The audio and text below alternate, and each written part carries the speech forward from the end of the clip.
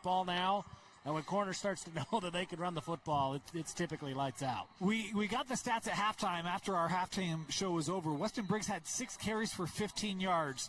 Not a great average, well below his season average, and he would remedy that in the second half. We'll get there. It was 7-3 at the end of the first. And Lone Peak, this was kind of the point where I was like, all right, Lone Peak, I picked them and thought, okay, maybe they can build on this as they kind of move the length of the field here, Coach, and finish off in the end zone. No, they settled in and got things going. Corner Canyon just turned into Corner Canyon, right? You can't make mistakes. And like we talked about earlier, man, once they kind of found that groove, it was all downhill from there. Yeah, Kassuga going to score on this touchdown. And then did have an opportunity to talk with one of our official trainers, actually, as we get ready to look at that controversial. Oh, never mind. That got cut. You know what did get cut was Tate Barney. This young man had himself a heck of end of the first half and then into the second half as well. Big game from Barney as Nahum Mutola with the touchdown there. Yeah, that's a pros pro transition right there. Hats off to you, Sometimes you got to call an audible at the line of scrimmage, right? That was well done. You see the head shaking. It's bad news for everyone. Man, Tate Barney raved about him in the halftime. Just cannot say enough good things about this dude. His ability to get downhill. That felt like a turning point to me. They had to settle for a field goal inside the 10. Yeah. And because that was it for Lone Peak. The rest of it's corner. Yeah, I think that corner defense, you could see it. Without Jaron Pula on the field, and he only played sparingly in the second half, corner was able to kind of pin their ears back and say, hey, we're going to go get after Kepa. We're going to go get after this run game a little bit. Then that ground game got going. Weston Briggs, again, he had a big second half. Big second half. Coach, I know we were talking, you're like, wait, this kid, like, he doesn't have offers? Like he's a stud. Yeah, we've been watching it for 2 years now, and he's delivered in big moments. Both state championships, he's done this. And, to say that he doesn't have an offer, I was shocked. Just give it to 25. I mean, you just look at it, man. His physical running style. He doesn't go down at first contact ever. He's really tough to bring down. You don't see it on this play, but he's got the breakaway speed too. He's big and he's patient. He's great in that zone running scheme. And then when he gets some space, man, he can hit the Jets too. This was a big play. That was a huge play. Thought maybe that would give Lone Peak some life. See if they can try to claw back in this game. That was really the only play that they stretched the field, though. Everything else was underneath, but that corner defense just continued to play tough. As Nahum Mutola couldn't get it there, would bring up this fourth down, really last chance. Maybe a touch late on that throw, Coach? Yeah, they did a little crossing route, and I thought the window was there a little earlier and just missed it by a split second. But, yeah, I thought we were going to see a little bit more heavy dose of Barney down the stretch there and kind of went the other way. We went with Briggs on that, and it delivered for corner. Let's get into stats, shall we? This is where Dane feels good. Weston Briggs, 6 carries, 15 yards in the first half. He finished in this game 21 carries, 170 yards. Said you've got to run the football. Give it to Weston Briggs. They did it in the second half, finished with 4 rushing touchdowns on the day. Congratulations to that young man, because he had himself a heck of a great career, a heck of a senior year. And you could argue big reason why corner walks out of the stadium as champions. Oh, yeah, 100%. I mean, his ability to just find momentum when it seemed like that corner offense was kind of struggling to find that identity a little bit. Weston Briggs is that ultimate, soothing presence. You could just give him the ball. He's going to go get you 6-7 yards a carry. And then everything else opens up. And Weston Briggs did a phenomenal job in this game. That stat line's crazy in the second half. 15 for 150-something is what that math is. That's pretty darn good. He's just a special player. And I'm with you guys. We've talked about it, Dane, that there are guys that we talk about that we put on the pedestal every year here at Rice-Eccles and call out to all the college coaches who are watching and say, why? What are we missing? What are we seeing that you're not? Weston Briggs is that guy. He's got the speed, he's got the size, he's got the production. There's no reason not to. You can't look at him and say that, well, if he ran an 11, sub 11, no, he does. And if he had more carries, he's got all the carries. He's got everything that you want. I don't know why. And his ability to be versatile, too. Like, he can catch the ball out of the backfield. He's pretty good at pass protection. He's got it all, folks. And so college coaches, get on it. There's some local FCS schools that I don't know what you're waiting for, but get on board before somebody else finally pulls the trigger and is first, and everybody else is too late after that. Coach, what do you see out of him? I like him a lot, man. You know, it looks like the trend's starting to be a little bit more bigger, physical, downhill running backs that we're seeing all across the board, and he fits that mold. We saw that on both sides of the ball with Tate Barney and Briggs. So, how about this? Some interesting numbers when you look at this game. We talked about the big second half for Weston Briggs. Here's Helaman Kassuga's final number, and yeah, we'll share it, and then we'll give the caveat. 13 of 23 for 150. Had the one interception, no passing touchdowns in this game. That Lone Peak defense did play really well. It was really the ground game of corner that was the difference in this second half. And it was interesting, we're watching this game, and the infamous, not just famous, the infamous Vince Francis was like, this is a mirror of the regular season game. Because that regular season game was tied up at 21, and then it was all Lone Peak on a 21-0 run. This game is 21-20, give us a little latitude, and then it's corner running away. And that's where I felt that field goal was so critical for that corner defense to get a stop and then to allow the offense to keep going.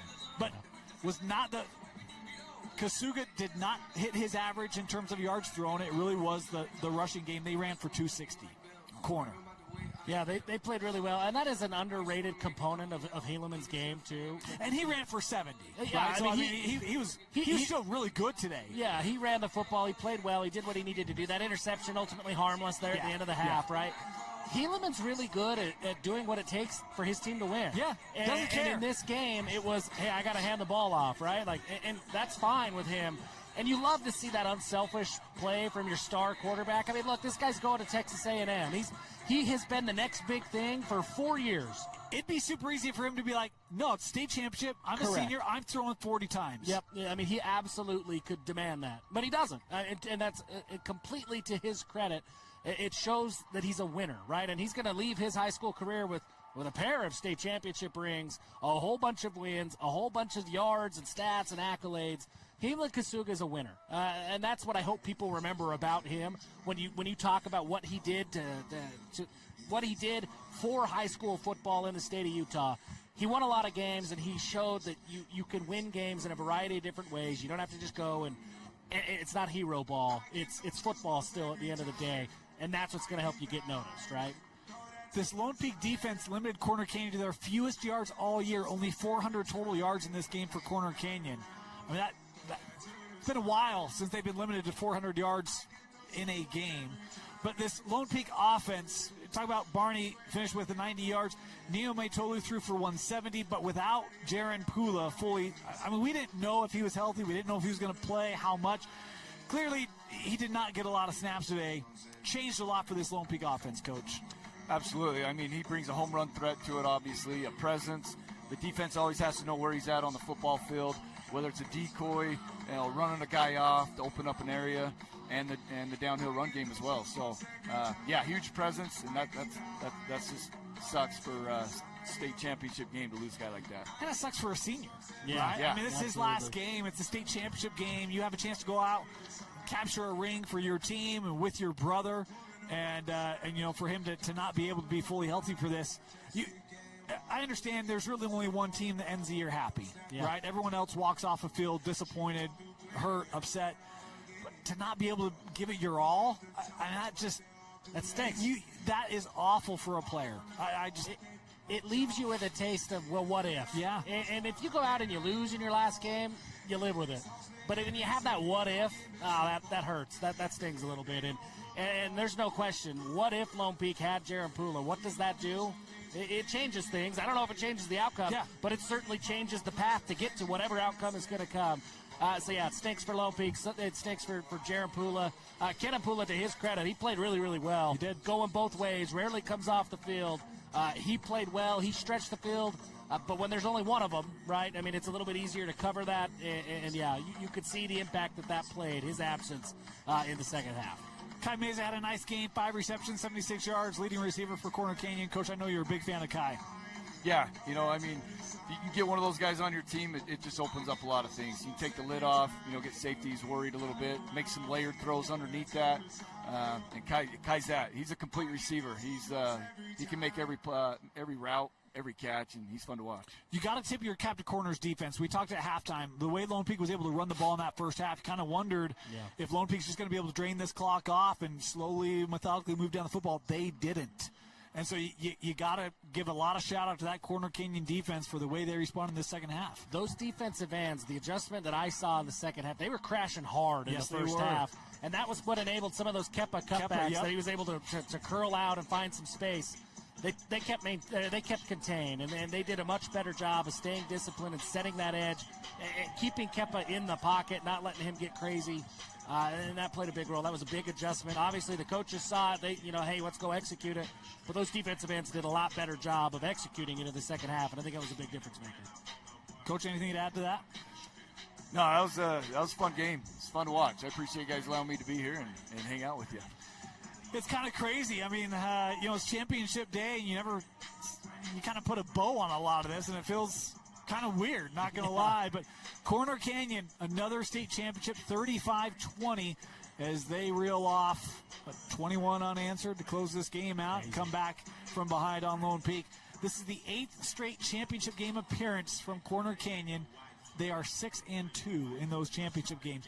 One more, should they get back here next year, would tie the mark of Skyline when they reached 9 straight championships back in the 90s. That's where this program's at right now. Wow. Crazy, the success that they're having. It continues on for Coach Kerr and the Chargers. Congratulations, both these two teams. Great resilience from Lone Peak. We talked about would be a very kind of odd state championship. They go 1-3 in region, and then they make it to a championship game, and look like they have an opportunity to take down Corner Canyon. Love the fight back from this group as region play was challenging for them, but battled through those injuries. But the Chargers continue on. Jeff, any final thoughts on 6A? Just a great season. 6A was a ton of fun. I mean, from Davis to everybody. 6A was a lot of fun this year. And, it all comes to this. It culminates into this championship game. But it's easy to forget how fun. Yeah. There were a lot of really good 6A teams all season long. We were treated to a lot of really good football in 6A. I feel like we say it every year, but once again, this year stepped up and elevated the talent throughout the state of Utah. Better coaching. Players are getting better. It's a lot of fun. 6A football is big-time football here in this state. Big-time football. A lot of great players coming back, including at Davis High. And we cannot wait to see what you got in store for next year. Coach, thank you so much for joining us for our 6A pregame and halftime and postgame show. It's been an absolute pleasure to have you and spend time with you. And we look forward to seeing you again next year. Appreciate it. Thank you so much. Thank you so much for Jeff Hansen, Vince Francis, Coach Perry. My name is Dane Stewart. Thanks for joining us on our 6A postgame show. And stick around rather than spinning wheels and do another trivia. We're going to bring you more football. Give us just a few minutes. We'll be right back with our 5A championship preview show live on KSLSports.com. Time for the KSL In-Depth. Football has historically been a men's sport, but more and more we are seeing opportunities for women to play. Enter the Utah High School Girls Football Association, which will allow girls from 8th to 12th grade to play flag football.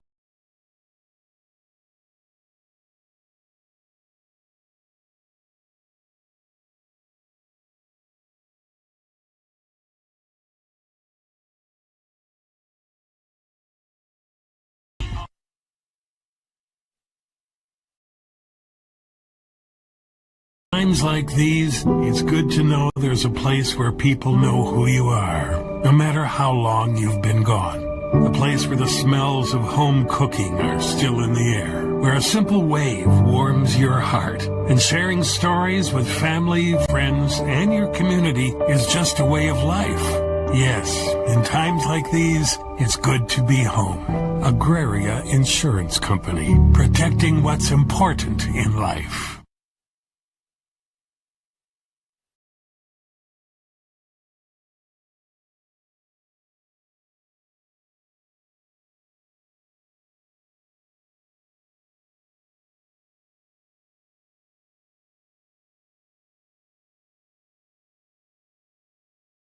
Saving Spotlight.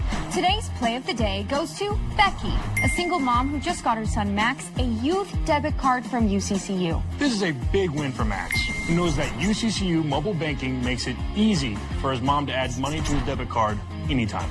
It's also a big win for Becky, who knows it also makes it easy to monitor her child's spending anytime. Final score, 1 happy son, 1 responsible mom. With the assist from UCCU.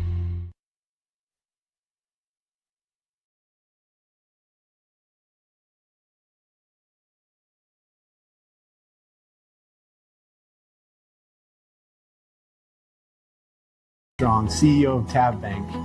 As a former high school athlete in the state of Utah, I recognize how big of a role high school sports can play in developing student athletes' lives, even outside of the sports they play. For me, high school sports taught me how to work as a team, how to lead through adversity, how to share success, and how to face all challenges. While I didn't become a professional athlete, it was these skills that gave me a head start in life after my high school career was over. That's why Tab Bank is proud to sponsor KSL Sports Rewind's mission to highlight and promote student athletes and the communities in which they play. As a proud Bonneville Laker, I know the importance of the role a community plays in the success of a team, and I wanted to create a banking environment that gave our customers that Friday Night Lights feeling of community and togetherness. Our goal is to provide you a premium banking experience that will help aid you to accomplish any goal that you have in your life. We believe that whether you are a heavy favorite or the battle-tested underdog, Tab Bank can provide you a winning game plan for any of your financial needs.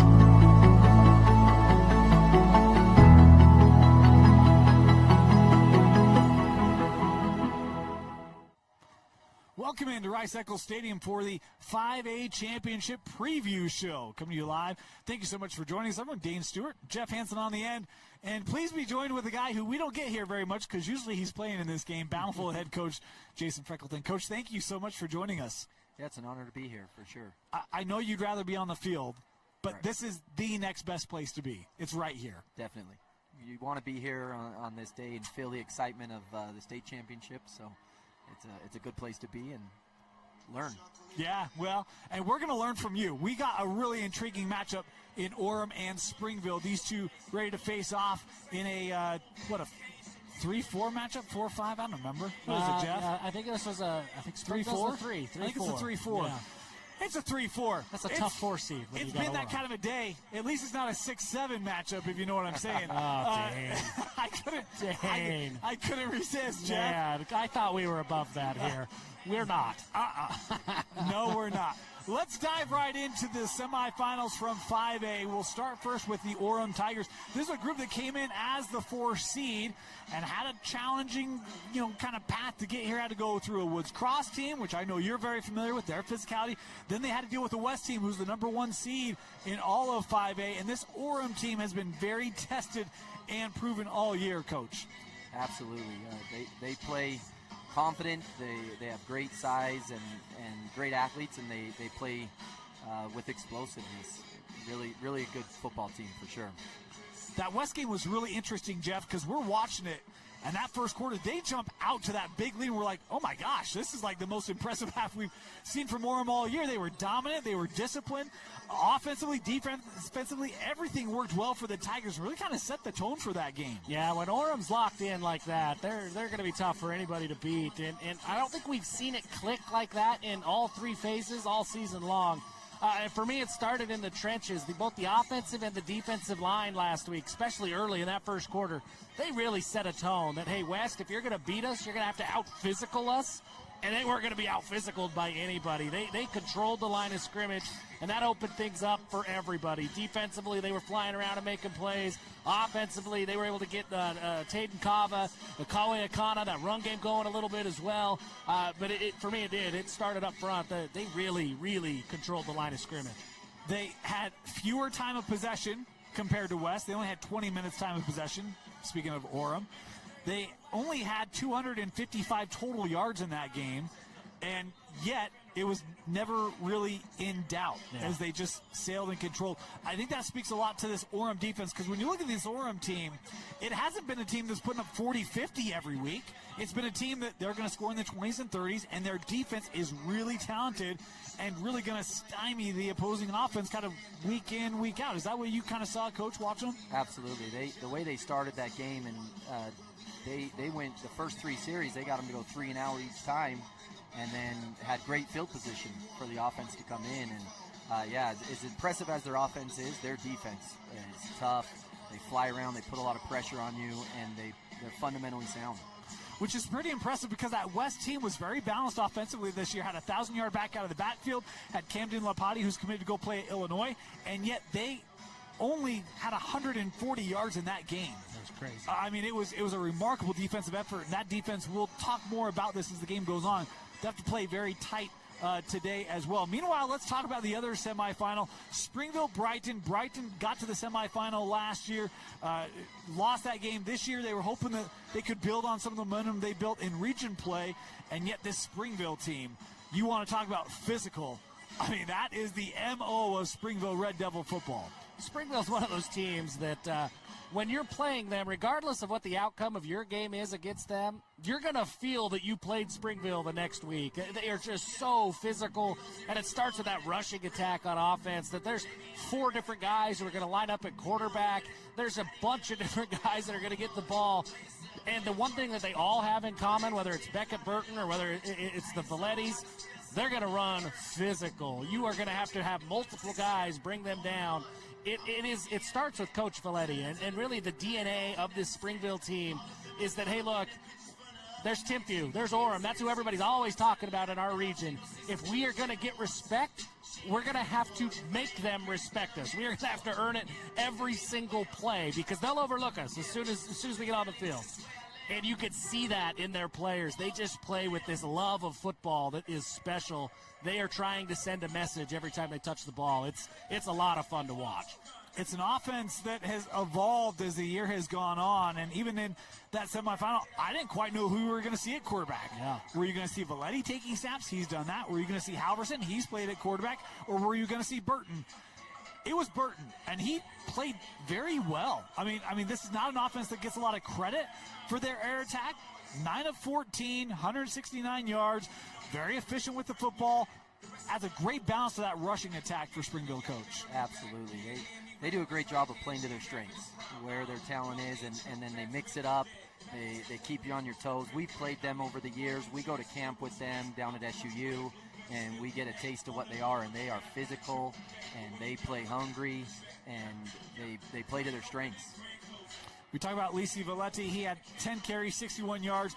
Now, Fahu had 14 carries, 103 yards. They ran for over 200 as an offense against that Brighton defense. And really, the stats were very comparable. When you looked at Brighton versus Springville, time of possession was, I think, a difference of about 2 minutes between the two teams. Total yards, I think they were off by 9 yards. It was a very balanced game between these two. But yet, it never really felt like Springville had that game out of control. They did a great job of kind of controlling momentum, controlling kind of tempo and pace, and just felt like it's interesting in a game that is so close statistically, yet as we were watching, I don't know that it felt that close. Jeff, I don't know about you. It felt like Springville set the tone, and it was for the entire 48 minutes, it felt like Brighton was trying to keep pace with Springville. And when you're the one who's kind of setting the tone and you're making everybody match your level of physicality and your level of intensity, it really doesn't matter if you're up by 7 or you're up by 20. It feels like this game is under control because you just play with that kind of poise and confidence. That's what Springville did. And Dan, I love that you mentioned it. Beckett Burton threw the ball 14 times. I don't know if Springville has thrown the ball 14 times in a game all year long. That adds an element to this team that, now they're a little bit more dynamic. This is tough. And I think all of that kind of coincided into this really dominant Springville performance. Whatever the score was, that game, anybody who watched it knows that Springville was in control. These two teams played already this year. It was the first game on their region schedules. Orem got that win, 17-14.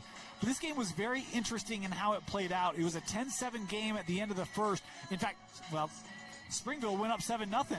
Returned the opening kickoff, had the lead. Orem responded with 10, led 10-7 at the end of the first. No points then until the Orem scored in the third, and then Springville got a late kind of long play with Zach Henderson to pull back within the one possession, but low scoring, 17-14. That particular game, kind of interested if there's, you guys, as you think about this particular matchup, anything you take away from how that first game played out that may have an impact on tonight's championship? I think if you're Orem, especially defensively, you're not intimidated by this rushing attack, because you look at that game and the scoreboard might say 17-14, but you know you only gave up one offensive touchdown, and it was late. I mean, that was almost a shutout for that Orem defense. And it was an 87-yard pass, too. Yeah, kind of a fluky play, right? And so if you're Orem, you're saying, hey, look, they can be physical all they want. They can send whatever messages they think they want to send. They still got to go through us. And, boy, that line of scrimmage with Junie Mawala and everybody up front, and you get those linebackers going, Kojima especially. Yeah, like, okay, you want to play physical? Let's play physical. That's kind of what Orem's done all year. I think that's what you take away is that, like, they're trying to figure us out. We got you figured out. You got to adjust to us, and that's the message. Coach, curious your take on that, because if you are Springville, you have a kickoff return for a touchdown, you have a big play that is not really your bread and butter, right, for a touchdown. Those are your two offensive points. If you, coming into this game, knowing, hey, we got to find a way to get more than that, are you looking at making any potential changes based off of that matchup from back in week 4? You'll use that information, and at the end of the day, they know each other really well. They know what the other team wants to do. You're going to preach execution. What team's going to execute, play their brand of football, and stick to what got you here. What have been your strengths the last couple of weeks? What have you done well? And take into account what they've done as well, because a lot of things can change over the course of the season. So you'll use it. You know what the other team wants to do, and but you're gonna keep playing off of what you do well and play to your strengths. So let's go here. So I'm ready. That sounds great. It's been a week, folks. Hey, let's start talking about this particular game then, right? So when you look at the Orem offense, let's start there. This has a ton of weapons. You've got Ka'awa, who's committed to Alabama. You've got an effective ground game out of the backfield with Beckham Curtis. You've also got options down the field with Ellison and Akana and Wesley and Matt Stonebreaker, who is a playmaker for Orem. Yeah, Max Stonebreaker is a game changer, absolutely. This offense has a lot, and I think you're going to get into this game and you're going to figure out what's working, and then you're going to make them adjust. And that's what you kind of feel out in that first quarter. I'm looking at Isali. I mean, he's special. He is a special football player, and he kind of had a big home run play early in the first quarter that kind of set the tone that, hey, they're going to be able to run the football. And that opened things up. Kawe Akana, he went for 105 yards on 5 catches in that semifinal game against West, because once everybody started to key in on that run game, Kawe's a tough cover. I mean, he's really, really good. And so you've got that. You've got a lot of weapons. And I think if you're Orem, you didn't have a ton of success offensively either against this Springville team. So you got to find what works. Kawe's more healthy than he's been all year. That's a big win. So, yeah, let's go figure out what works. What worked last week, the pass game seems like it's been clicking the last couple of weeks. Maybe that's what's there. Hey, if not, if Springville's doing a good job taking that away, we got a really good offensive line with 4 really good sophomores that are going to dominate. Let's try to get that ground game going with Curtis and Stonebreaker. You got a lot of options. Let's figure out what Springville's prepared for and what maybe catches them off guard.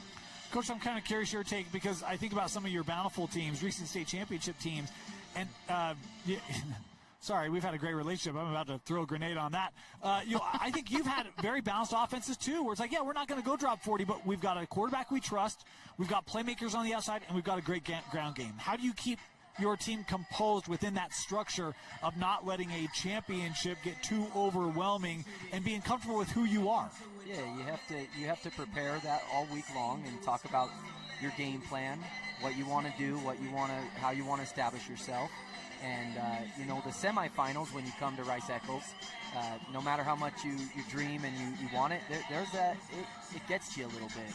I'm excited to see what they do today after playing here in the finals, because now you get to settle in and really let your confidence and your ability show. And so you want to play without emotion, you want to play with confidence, you want to play with resolve, and you want to stick to your guns. The Springville defense has been really tough this year. And when you think of Springville, obviously the physicality, you think of a ground game, but it always gets packaged with their defense because they don't give up a lot. And so you look at this defense, and it's filled with guys who play both ways, including Tua Nafahu and Zach Henderson. Zach Henderson is a special football player. His ability to make plays and to seemingly never get tired and to make plays on both sides of the ball is special. To me, the Springville defense feels a lot like the Springville offense, in that if they're going to set a physical tone and they're going to make you remember every time you got hit. Now Fahu, he is a machine. 135 tackles on the year, 18 and a half tackles for loss. He does everything for this Springville defense, and to me, he's kind of the nucleus that everything else revolves around. He sets the tone, kind of opens things up. And then you got Tuiano Valetti coming off the edge. Man, he's a physical linebacker. He plays defense like his brother plays offense, and there's just, it's a tone. It is, I can't say it enough, how that physicality is just embedded into everything that Springville does. It's who they are. They will just out-physical you, and it's not fun. On a cold night like this, that's not going to be fun for anybody. Coach, you talk about you guys camp with this group. What is it like trying to prepare your team, and what do you hear from your team when you come off having to deal with that? Yeah, they frustrate you. They do. They play a very physical defense, and they'll play man coverage, and they'll hold and they'll grab and they'll do things, and they want you to start thinking about that and get you out of what you want to do. Again, with that physicality, what's going to be your response? And are you going to be able to keep to your game plan, or are you going to start forcing and pressing and trying to do more than what you need to do on a play? Jeff, I love that you brought up that point about how Orem's offense, they only scored 17. That was the lowest point output they had all year against this Springville defense. As a coach, where you felt like you maybe had some success limiting that Orem offense, do you feel pretty confident in a very similar game plan tonight for Springville? Yeah, I think so. And again, you add adjustments based on the way the season's played out and as your team's developed. But you know you can play with these guys. As good as they are, as physical as they are, you believe that you're right here for a reason, and it comes down to one game and one moment, and you got to show up and execute. I thought we were going to have a special guest come join us. I did too. I thought Conway was joining the show. That was going to be fun. Come on up. That'd be awesome. We'll make it work. He's got more important things to worry about right now. Let's switch and talk about this Springville offense, though, because we talk about their ability to run the football. I was really impressed. We already kind of alluded to this earlier with the passing attack that we saw from Beckett Burton. But this is still Lisi Valetti running the rock, complemented with, well, I shouldn't say complimented, because it's really a two-headed monster with he and Nafahu. Yeah, the rushing game is still what Springville's going to do. Even with that extra layer of passing that you got to account for, everything starts with the run game. And it's Valetti and it's Nafahu. They set the tone. I talked about it last week. It's not a triple option offense, but it's different, right? Like a lot of offenses, there's a lot of similarities. And then you play Springville, and it's this is different, and it feels like when a college team has to play a Navy in the middle of a year, that it's like, oh my gosh, this is not what we've been looking at all season long. This looks totally different. It can frustrate you. Like Coach mentioned, it can frustrate you, and if you let it get to you, or you start trying to play hero ball and you get out of your assignment, that's when this offense will break out a big play. They're very good at that. They're kind of like, it feels like that brother in the back seat when you're on those long family trips. Like he's just poking you, and he's just poking you and poking you, and he's trying to get you in trouble. You're trying not to react and yell, and eventually, after like 100 miles, you're like, oh my gosh, just stop talking to me. And you freak out a little bit. That's kind of what Springville does. And if you can stay poised, then you're going to be able to have some success. But if you have that freak out, like, stop poking me, stop doing this weird stuff, man, it's going to be tough. That's what they want. It's a great analogy. My boys, 10 and 9-year-olds, they do that to each other all day long. Jar and Reggie at home watching. Don't make me come back there, Jay. Yes, exactly. I will turn this football game around. I will turn it right around. And I mean, you talk about kind of that little poking and prodding, and to make it worse is, okay, if you get frustrated, you talk about if you get frustrated with that, well, then that's when Zach Henderson beats you over the top. Yeah. Talk about 160 yards passing in that semi, 110 of them to Zach Henderson. He is a down-the-field threat, makes impressive catches. How big is it to have that kind of an outside weapon for this Springville offense in a game like this? It's what you need if you're going to run the style that they do, because as soon as you load the box and you think run, that's when they're going to hit you over the top. And when that guy can win one-on-ones and demands attention, then they'll stick to their game plan and run the ball. And they just can play with you a little bit. the thing I loved about, we're watching the game up in the press box, and so perspective gets a little messy at times. But Zach Henderson doesn't come across like this big 6'4" target. He's just a good football player. Yeah. He beats you to the spot, uses great technique, and is able to make great grabs for this Springville offense. But it is the ground game, and when we talk about how important that is, it's 26 rushing touchdowns combined between Nafahu and Lisi Valetti. I liken Lisi Valetti to a bit of a bowling ball, and that's just kind of how he plays. Low center of gravity, big, thicker kid, can pound you, and he just keeps on coming. It's a grease lane out there, and I don't know how you stop it. I don't know either. And you hear so many teams, they want that thunder and lightning approach. Springville just wants thunder and thunder, because you just have to, you got to figure out how to tackle Valetti, and he's going to get low. He's really tough to bring down. And then when he gets tired, they just bring somebody else who looks just like him and runs just the same way. It's tough.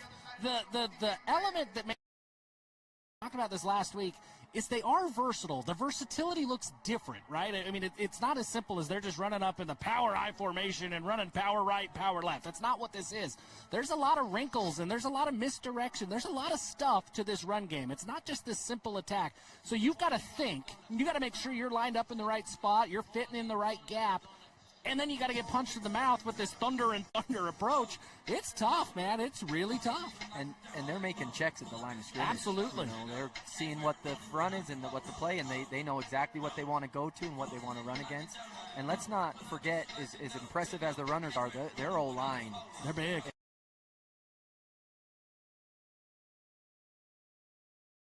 Plays. They're tight, they're driving you, they're not letting you off. Yeah. A lot of credit to the Springville line for the success that they've had running the ball. Because I was going to say, 2 years ago, was it Zach Johnson who got Dallin Johnson? Yep. I believe, right? Yeah. We played them that year. He was tough. Well, and it does feel like it doesn't matter who's up front. No offense to Dallin, was a fantastic player. But every year that O-line is going to be extremely tough. What about it? Is it scheme? Is it just technique? What makes this line so coached, for sure. They know how to play O-line. Their credit to their coaches, their coaching staff. They do a great job of preparing their kids to be successful, and they play within the rules. Hold you, but they're inside, and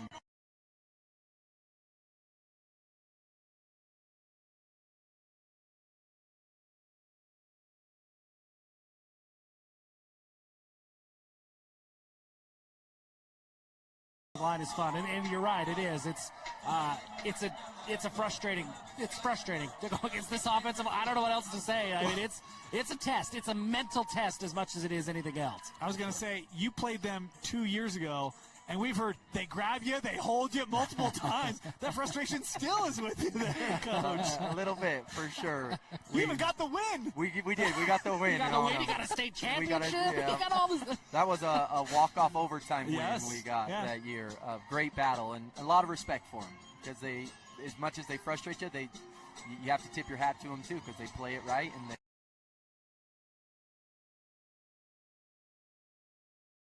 about this Orem team. We talked about the discipline they played with in that semifinal. Okay, we just talked about Springville, kind of they'll get your, how does Orem, well, let's talk about the defense first, because it is a defense that is littered with talent, and it all starts up front with Junie Moala. This young man is an absolute beast for Orem. He's unreal. What does he have, 20 sacks now on the air? Just awarded his 4th star, by the way, this week. So 4-star Junie Moala. We got to address him appropriately now. He's everywhere, and he really did set the tone last week. What I found so fascinating when I watched Lopeti Moala play, there's the plays that he converts. Like, those are great. Those are the highlight plays. He's got 30 tackles for loss, 20 sacks. He converts a lot of plays. But the plays that he doesn't convert, he's still bringing the same level of energy. You're still having to pay the same amount of attention to him. He does not quit. This kid just loves football, and he loves to hit quarterbacks. It's fun to watch him play. Whether he is getting the sack or not, he is impacting just about every game that he's on or every play when he's on the field. He's tough, man. 91, you're going to see Coach, you're just nodding the whole time. You're just like, I'm just, envisioning preparing for this defense because you can't just say, hey, we gotta know where 91 is. They got guys all over the field, and they're gonna put on pressure. You have to account for everybody, and you got to win matchups, and they're tough. They had 11 sacks last week, 8 different guys. Like it comes from everywhere. Those linebackers, Coach Hall, when we had him here last week, could not rave enough. Yes. I mean, he was just talking about Kojima and Zeki Vaea all game long, the way that they're able to fly around, and the defensive line does such a good job of eating up blocks and freeing up space for those linebackers that when they get free, they make as many plays as anybody else. It's just a really tough defense to go up against. And we haven't even talked about the back half of the defense. I mean, it's just really tough. Will Rasmussen's roaming out there somewhere. Yeah. But I'm glad you brought up Kojima. This young man has 135 tackles on the year. And you talk about Juni Moala with 30 TFLs. Kojima has 22. Yeah. So, again, I mean, it's I don't know. I mean, they're pretty loaded up front. And to your point, that back end's pretty good, too. It's a pretty loaded defense. So if you are Orem, now I'm going to ask you, Coach, if you are this Orem defense, how do you stay disciplined and not get frustrated with the game Springville's going to try to get you engaged on? Do your job, execute effectively, slow down this Springville offense. And that's it. It's do your job. Do what you need to do for the team. Trust your teammate. He's going to do his job. You don't need to do more than what you've been coached and what you've been told to do. Take on the block, win the block, stay home. Don't chase. Don't play outside of what you know you can do. And I think that's what Orem makes them so tough, is you can see that because they know that they got dudes all over the place. And so they can trust each other and wait for their chance to make a play. And if they don't do it, then the other guy does, and go celebrate with your teammate. Jeff, any thoughts? No, I'm right there with Coach that do your job. I mean, it's your do your 111th.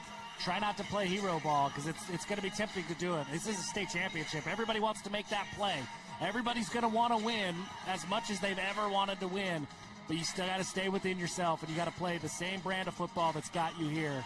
You can't get away from that now. And whichever team's able to do that, I think is going to have an advantage. We talk about these two offenses. Both have guys who can make plays down the field. We want to take just a quick side route. We want to relive some of the best one-handed catches we've seen all year long here on KSLSports.com. Let's bring up our best one-handed catches of the year.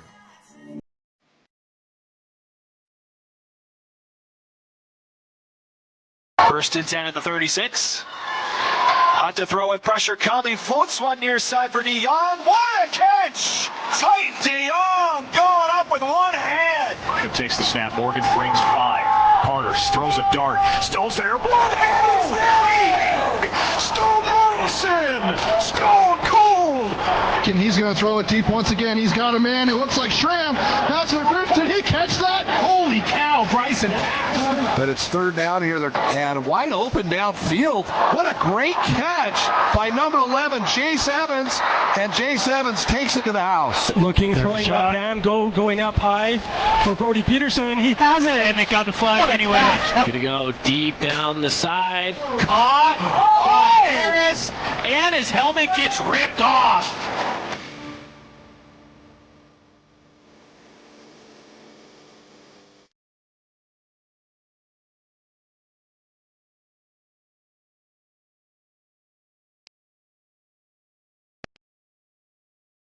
Dustin done a great job at getting rid of the ball quickly.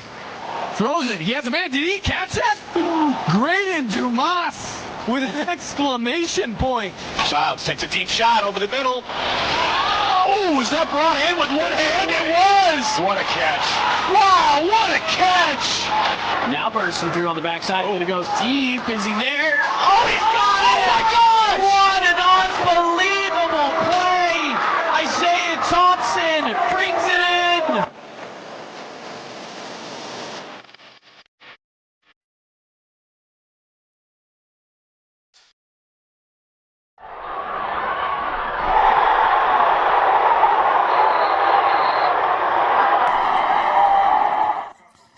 Yeah, pretty crazy to relive all those. And there's some players in this game who could add to that highlight reel. Just saying, between a guy like Akana or Wesley. Yeah, Henderson on the other Henderson. side. I mean, there's some guys who could potentially add to that reel. We'll see if they do or not. We're going to take a break. We're going to come right back. We will have keys and our picks in this 5A state championship. When we come back, stick around. We'll be back after this. Time for the KSL In-Depth. Football has historically.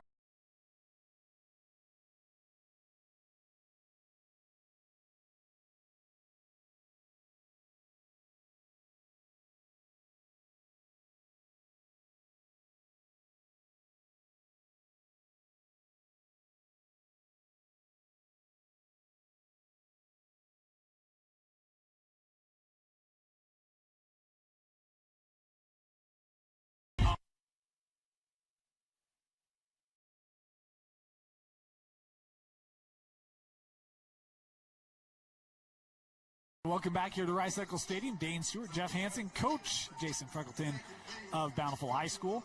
All right. Hey, we got keys, right? Let's talk about keys to this game. I want you each to give me a key for each team in order for them to win at least one. You can give multiple if you want. In order to win a 5A state championship here tonight. Jeff, we'll start with you. For Springville, I think you got to come in and you've got to get that ground game going early. Get your bread and butter working. I think that's going to be a key to establish it. That sort of feels like a really easy answer for Springville. But they got to establish what they do and make sure their identity shines through in this game. And then on the flip side, Orem's got to stay disciplined. I mean, Orem has got to make sure they're not giving away any free yards with penalties or anything like that. They got to stay focused and stay engaged like they were a week ago, because an engaged Orem team like that is really, really tough to beat. So for me, it all starts in the locker room and on the sidelines with Orem. Stay true to what you know you need to be doing. Don't give away anything free or cheap. Yep. Coach?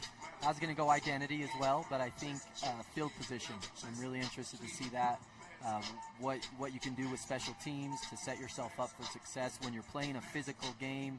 A lot of running, a lot of that, field position really comes into play, how you can capitalize on it, and, explosive plays. Which team's going to make the explosive play to give them the advantage, momentum? Springville, I don't know Orem as well. We haven't played them the last couple. Springville's going to have a couple plays up their sleeve to create generate some explosiveness, some momentum, some excitement, some trick plays, and what team can execute an explosive play early, get the momentum on their side so they can settle into their identity and compile that with field position. It should be fun to watch. Springville has not won a state championship since 1985 in football. Their last appearance in the semifinal in the championship was 2021. Meanwhile, for Orem, their last appearance and championship occurred in 2020 as they were just wrapping up their four-peat. Coach, you brought Bountiful here a couple years ago. How did you get your team? What was your pregame focus in the locker room to get your boys ready for this big of a stage and this big of a pressure moment? How did you get them ready right before the game? It was all about sticking to who we are, trusting what got us here, and playing, we like to talk about playing with resolve in these moments, not emotions. Emotions are up and down. Resolve is a strong determination. We have a game plan, we're going to stick to it. If it doesn't go our way early on, we're not going to panic. We're not going to get out of ourselves. We're going to stick to our foundation that got us here and play for each other. Everyone dreams of this moment. You work for this moment. You spend all season, all off season training for here. You're here. Now go out there and seize the moment. All right. Hey, I love it. A little more emotion in there too, right? Yeah. Or are you pretty even keeled in the locker room, Coach? I get emotional at times, right. but I try to keep the resolve going. Hey, there you go. There it is. Actions speak louder than words, huh? Even if volume gets up there. All right, Jeff, let's start. Give us your pick in our 5A state championship game. You look at Orem, and they've got all the talent. They've got the recruiting stars. They've got all the college attention. And then you look at Springville, and this is a battle of, I think, culture versus talent, because Springville is all about vibes. It's all about football, playing for each other. This is a really interesting matchup. At my core, I'm a recruiting guy. I got to go with the talent. That's what I do. I go with the recruiting stars and the talent. I think Orem wins this football game.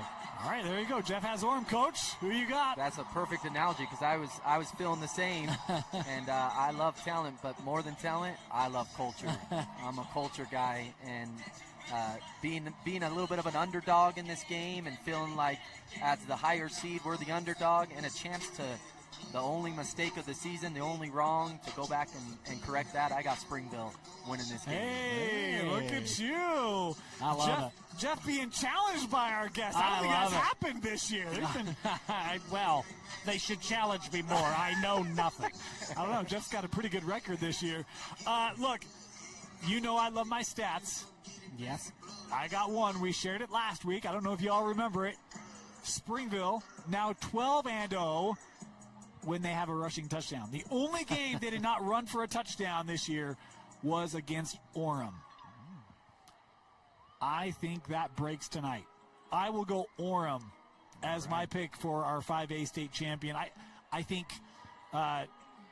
Springville will score, but I think Orem, their versatility on offense, I think it's close. I think it's low scoring, 24-21-ish, right? Like low scoring, but I'll lean Tigers. Love it. There you have it. Hey, stick around at halftime. We'll be back. Coach Freck's going to be with us all night here for our 5A championship game as we get ready to send you up to JJ and Sly as national anthem right around the corner. 5A kickoff set here at Rice-Eccles Stadium when we come back.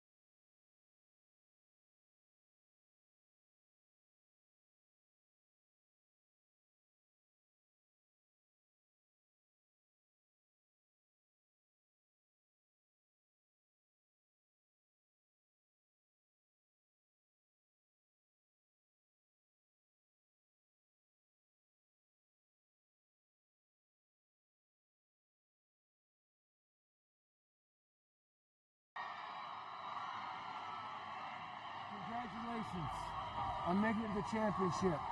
You're going to remember this day for the rest of your lives. So let's do it right. Hit hard, play hard, have fun. Do it with class.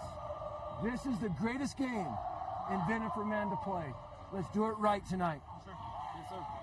Orem, you are the visiting team. Tails. Tails and heads. The helmet is heads. You're going to toss it in the air, let it drop. Yes, sir. What do you call? Tails. What did he say? Tails. Tails was called. It is tails. We'd like to defer, sir. Orem has won the toss and will defer. You're going to receive? Yes, sir. What goal would you like to defend? Yes, sir. Line up right here, straight line, straight line.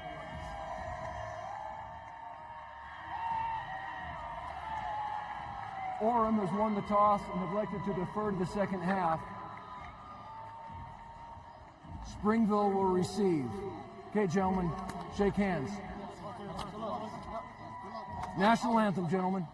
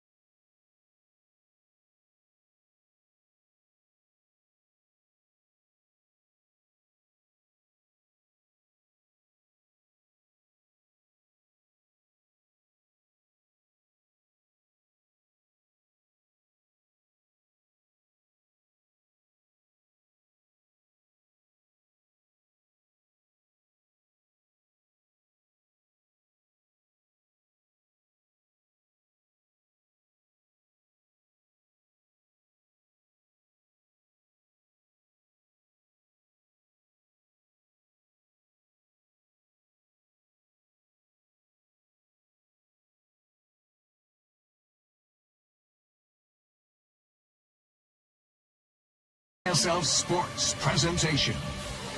Game Night Live kicks off now. Sponsored by UCCU.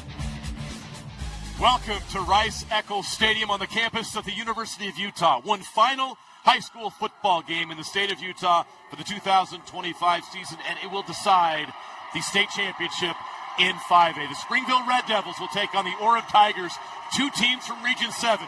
Two teams from Utah County will clash here for a title slide. We saw this earlier this season. I can't wait to see it again. Oh, yeah. You talk about the five-headed rushing attack of Springville versus the mini all-stars of Orem. Absolutely two absolute fabulous football teams. Springville, only one loss on their record. Guess it's two. These guys, right? It's going to be awesome about today. Definitely something where Springville lost 17-14 in this tight bout earlier this season, and they're definitely looking for some get back. And they've been doing an amazing job all year. And then Orem, on the other hand, just terrific. Two losses on the season, one versus a team that we saw just previously in Lone Peak, and then another team from Idaho But Orem, prime, ready for this. We saw them last week. They looked unstoppable. But Springville, a great rushing attack, and they came out throwing the ball last week. We're like, what the heck is going on? Honestly, Casey Cetera from Brighton didn't know what was going on either. This team is special. I can't wait to see exactly how these two teams attack each other tonight. As we mentioned, this is not the first time these two teams have played against each other. For more on that previous matchup, here's Kayla Kiesel down on the field. Yeah, guys, there's an extra layer of motivation tonight for the Springville Red Devils on top of a championship trophy, as this team is the only team that has given them a loss all season long. But make no mistake, the Springville Red Devils do not see being an underdog in this matchup as a disadvantage. They see it as fuel. Head coach Dave Valetti told me, we play like there's a chip on our shoulder. The underdog mentality is definitely with us, but by no means do we think we're outmatched. We can go toe-to-toe with anybody, and our guys are looking forward to proving that. Orem enters with speed, experience, and proven history of performing in big moments, a program that expects to be playing for trophies this time of year. But Springville isn't shying away from that, and we'll be coming out, so we can expect both of these teams to be battling tonight. Thanks, Kayla. Can't wait to see this one more time. This final game of the season here on Game Night Live. Orem won the toss. They defer to the second half. Springville will receive the opening kickoff.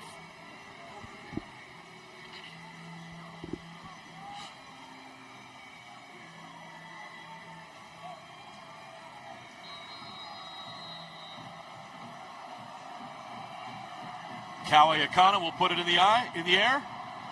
And here we go. The 5A state championship game on the turf of Rice-Eccles Stadium is now underway. The fake reverse. There was a lane. It disappeared quickly, and Orem turns them back on the return. They will start at their own 25-yard line. The Springville team likes to run the football. You mentioned, Sly, so many big, strong running backs. They got 5 guys that are 200 pounds or more that run the rock. And they got beef up front. This is one of the biggest, strongest teams in 5A, and they like their matchup with Orem. Yeah, they do. We saw a lot of different things last week as far as they attack. Lisiate Valetti is at the helm, one of the best rushers in the state, and they do a great wildcat with him and everything else that he's able to do. But Beckett Burton did an amazing job last week of throwing the football.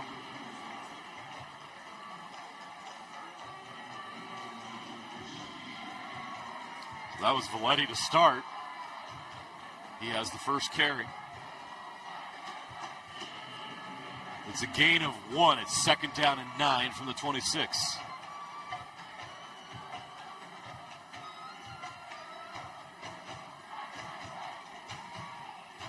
You see a lot of traditional formations, too, out of this Springville Red Devil offense. From the I formations. Springville turned back on that play. Max Harris with the carry. Isaac Vaea. Great job by Orem right there. I kind of don't like when offenses do that. They have their strength on the other side, and then they run to the backside. The defense has numbers that way. It's very easy to compliment, especially when you go against good football teams. So it's not foreign. I do see it often, which is it's just weird to me. But I can't say nothing about this Red Devils offense. They've run a tremendous amount of great football here this year. And so however they've been doing, they just need to keep on it. Interesting formation here, but they're going to run the opposite way. They cut it up. Not much there. The Orem defense comes up big. Junie Mawala's in there. Keep an eye on number 91, the BYU commit, Junie Mawala. Junie Mawala, great job at staying home at the point of attack, not getting fooled right there. So what they want to do is they go 5 strong. All eligibles and extra blockers are on the other side. And then they run that way, and then they try to hand it off on the comeback, on the counter. But Junie Mawala does an amazing job of staying home, not giving up an inch. So Springville will have to punt. On 4th and 8 from their own 27. Nice high punt. All the way back to the 39. It's bobbled. not fielded cleanly, and that gives Springville time to get down there and get the stop. So Orem still has good field position to start their first offensive possession. They'll be at the 40-yard line. This Orem offense led by Taden Kaaba, the Alabama commit. 2,500 yards passing this year, 34 touchdowns, 8 interceptions.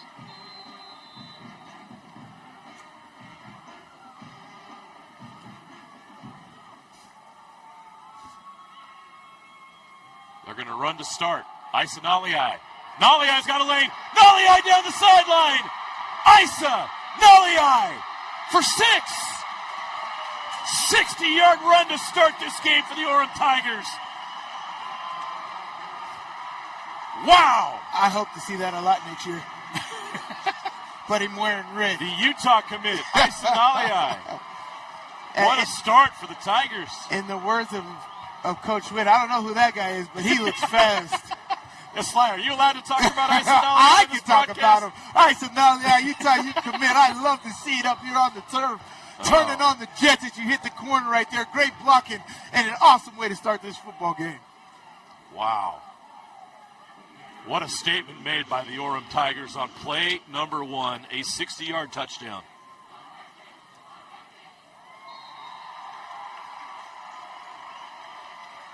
That's how you start. Here's another look. Look at this. This is just speed to the edge. Isali, we've seen it during his high school career all the time. The guy's just a playmaker. He makes plays in the passing game and in the rushing game here. Here's a simple off tackle here. Blocked up perfectly. Springville not ready. Isali turns on the Jets. He's got speed. All right. That's how you take advantage of declining the ball at first. They won the toss, declined it for the second half. You stop them on defense and you score right after. That right there is stealing the possession and controlling the narrative of this football game. Amazing job by Orem. 9:23 left here in the first quarter under the Thursday night lights at Rice-Eccles Stadium. One play, 60 yards in 12 seconds. That's efficient. It's a good average. So Springville, right out of the gate, is dealing with adversity. They took quite a haymaker there. Yeah. And your offense can't get anything. You have 2 yards of total offense on your first drive, and they break a 60-yard touchdown run. Let's see how they respond. 3 plays, 2 yards versus 1 play, 60 yards, hit 7. It's pretty nice. 7-0, Orem leads Springville in this 5A state championship game.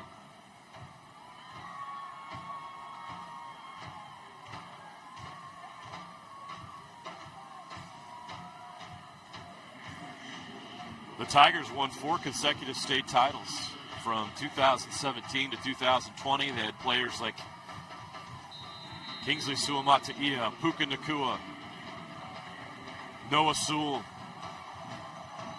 and many others that went on to play at the next level. Cooper Lega was the quarterback on some of those teams. A portion of that was in 4A, and then a portion of it was in 5A. But they have not won that state title since. Ever since Springville beat them on this turf in 2021, they have not won a 5A state title. No time like the present. They can do it tonight.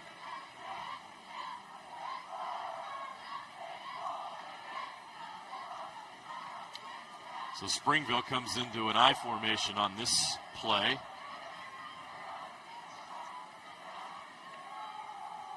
Beckett Burton, the quarterback.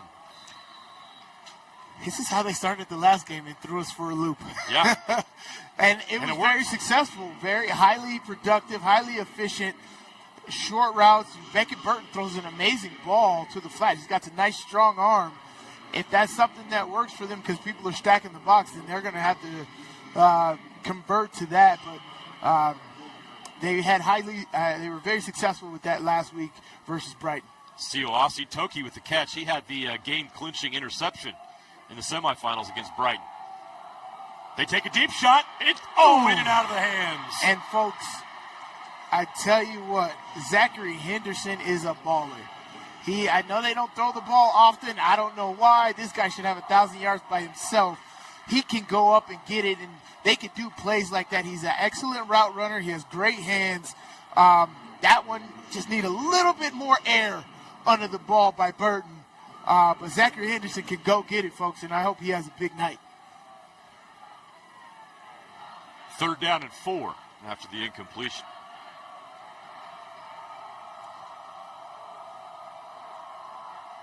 They're going to run. Jet sweep, not going anywhere. Wow. Guess who? Keo Akana. Kelly Akana. Great way to play the edge right there. They just had way more people on this. Sadly, Lisiate, he's got to check. I would hope he'd check out of this, but Keo kind of lined up there out of the defensive huddle, never changed, went straight upfield, and you just did not have enough blockers for Kelly Akana right there. That was just an amazing defensive play, wrapped him up. Springville, again, now 1 total yard of offense here. They'll punt again, a low punt. Will not be fielded. Takes a Springville bounce and a roll inside the 40. It's almost the same spot Orem started their last drive, and we know how that went. So the Springville defense is going to have to make some adjustments. They can't afford to give up another big play like they did moments ago. So far, it's all Orem. They've been stout on defense and electric on offense. Springville has 1 yard of total offense after 2 drives. Caden Kav at quarterback. 2 backs in the backfield. He's going to throw it outside to one of them. Great. That's Max Stonebreaker. Great hit right there. Good job by Lisiate Villetti at stopping the side penetration. Right there, right out of the backfield. Coming up. Oof. Forcing him back into the defense. Stonebreaker. It's hit with a bone breaker. At the 41. 2nd and 9 for Orem. Kaava will pass. He throws it out of bounds, incomplete.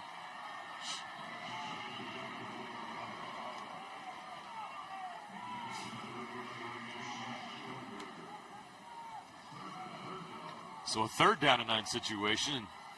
This is a great opportunity for Springville to get a 3 and out. Oh, they need it. Yeah, this is a huge, huge play right here.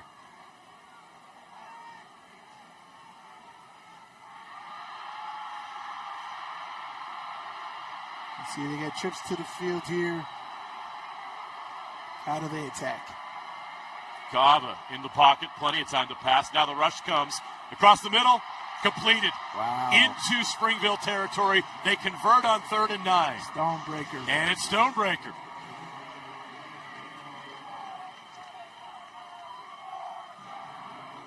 Great job. Kaava is staying in the pocket. The pressure comes late, and here Villetti puts pressure on late, green dogging, and Kaava staying in the pocket, keeping his eyes downfield and finding Stonebreaker over the middle. It's a 14-yard gain. 1st down for Orem. They'll go to the run. They try to turn it up. About 3 or 4 yards there. That's Beckham Curtis, the running back. His first carry of the game.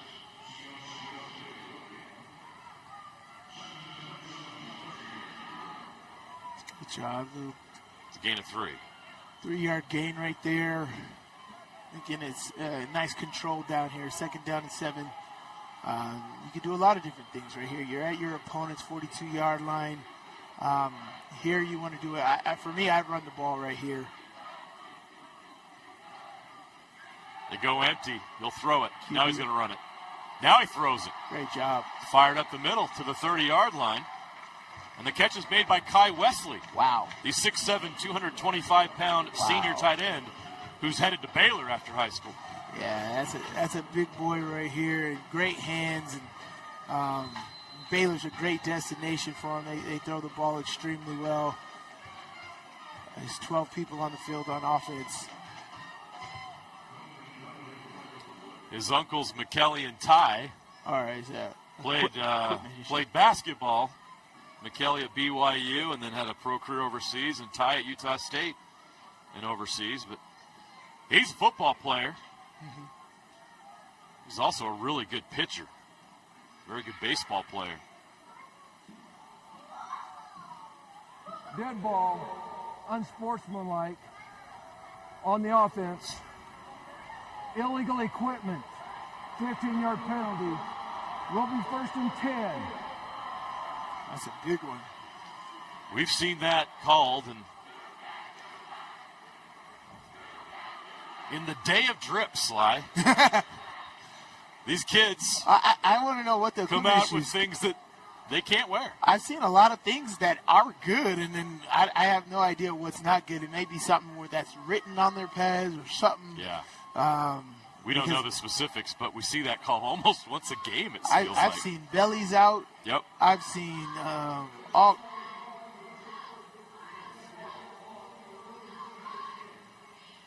I'm sorry, I couldn't make out what he said right there. I've seen a lot of different things, so I don't know exactly what is an equipment issue.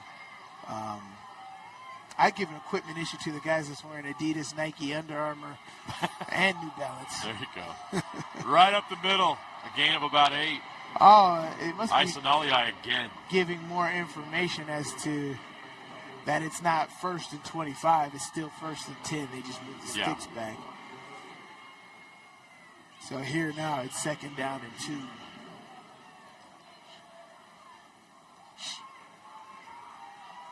See, it's a 4-2-5 front right here. Gaba hands it off. The Stonebreaker. And he's got a 1st down. It'll move the chains up to the 34-yard line.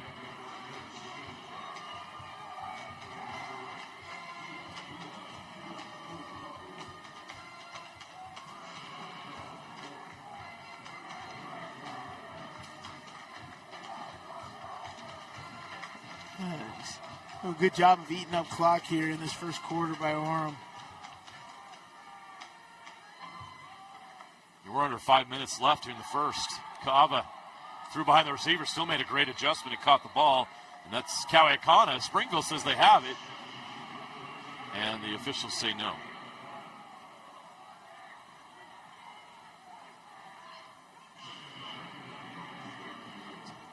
Great back shoulder throw. On the slant, you want to hit him more on the run, but Akana has such great hands, it doesn't matter. Just make sure it's in his catch radius. He makes that happen. 2nd down and short here. Stonebreaker on the run to the left. Right at the sticks. Yeah. So here here move I him would, again. I could pick up this 1st down. I'd hurry up to the line of scrimmage and just throw a fade ball. I do a fade ball away from Henderson's side. He's a great DB as well. Zachary Henderson's a great DB as well, a cornerback. I put Kyrie Akana on the left and just throw that up there to the end zone. Keep an eye on Kai Wesley, number 5 as well. He's great in the red zone at 6'7". He's got one-on-one coverage potentially here. Kaava has options. Yep. That's what they're looking for. Over the middle. Catch is made. Another 1st down. It's Stonebreaker. He's been very busy on this drive. Yeah, and doing a great job with his routes. I absolutely love the route that he runs here. Just breaking away from the defender. Defender's draped on him, but does a good job with his release at creating an opportunity for Carver to throw an accurate pass and pick up that 1st down. Coming up on 3 minutes left to play in the first quarter. It's been all Orem so far. 1st and 10 from the 12.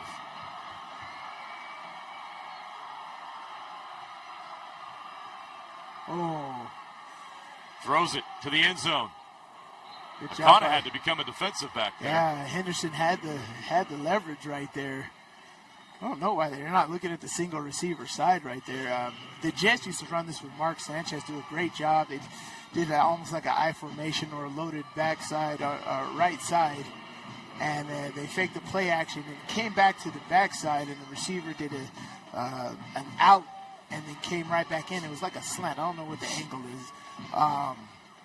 But it's like a fake fade, then come back in on a slant. He was wide open every time. See that receiver up top? Fake outside real quick, come back in, but you do a play action to this side, get everybody over here, and that's wide open up top. Ava sends a man in motion. It's Beckham Curtis, and he was looking that direction, and then they're going to throw the flags. Timeout. Did they get a timeout before the play clock expired? Prior to the clock running out, timeout, Orem. First charge timeout of the half. So head coach Lance Reynolds did call a timeout. It's a good timeout right here. Yeah, absolutely. Right? Yeah, this is a TV timeout as well. Especially with that momentum. We're going to take a break as well. 2:53 left here in the first quarter. It's been all Orem so far in this 5A state championship game. 7-0 over the Red Devils. Welcome back to the UCCU Saving Spotlight. Today's play of the day goes to Becky, a single mom who just got her son Max a youth debit card from UCCU. This is a big win for Max, who knows that UCCU mobile banking makes it easy for his mom to add money to a debit card anytime. It's also a big win for Becky, who knows it also makes it easy to monitor her child's spending anytime. Final score, 1 happy son, 1 responsible mom. With the assist from UCCU. With affordable GLP-1 medication from Direct Meds, I've lost weight but gained lots of attention. From old college boyfriends, hi, to young college boys. Oh, honey. And my husband's obsessed. She loves to make me jealous. Well, as a woman over 50, losing weight was about as hard as getting my husband to cook anything but cereal. Honey, where's the milk? In your hand, babe. Oh. Visit directmeds.com today. Want to make out? Sure. Okay. Want to supercharge your savings? Right now, UCCU is offering short-term savings options with incredibly high yields. Plus, UCCU makes it easy to transfer money from other financial institutions. Just visit uccu.com and supercharge your savings.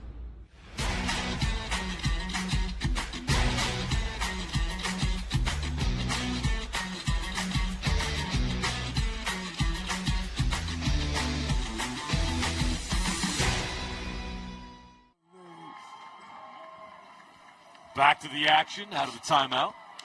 2:53 left to play first quarter in this 5A state championship game on the turf of Rice-Eccles Stadium. Orem with a 7-0 lead, and they are in the red zone once again.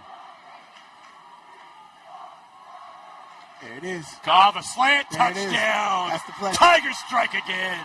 That's the play. I know why he took a timeout. He's like, I heard Sly in the booth. That's right. Mac Ellison scores.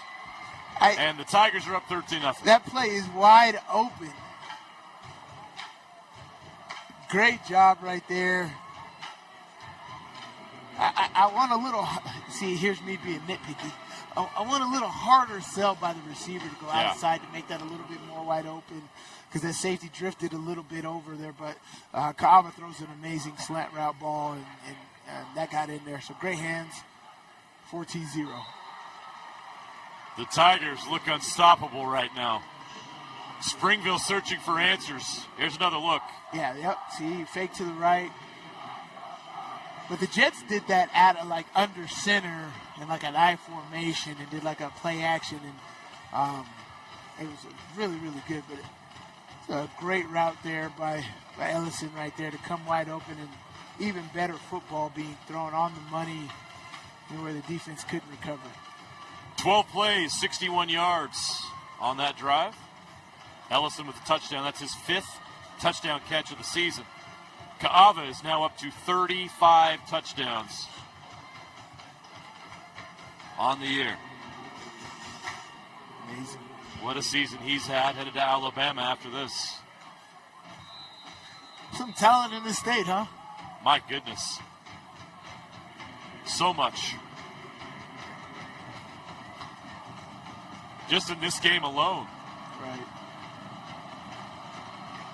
Seems like every time I call a guy's number, I'm saying Baylor commit, BYU commit, Utah commit, Alabama commit. Right. That's just in this game. It's crazy. I haven't even said, Junior Wallace said BYU. That's right. Yeah, just talented all across the board, and you can see why they have a 14-0 lead here in the first quarter of this game against a very, very good Springville team.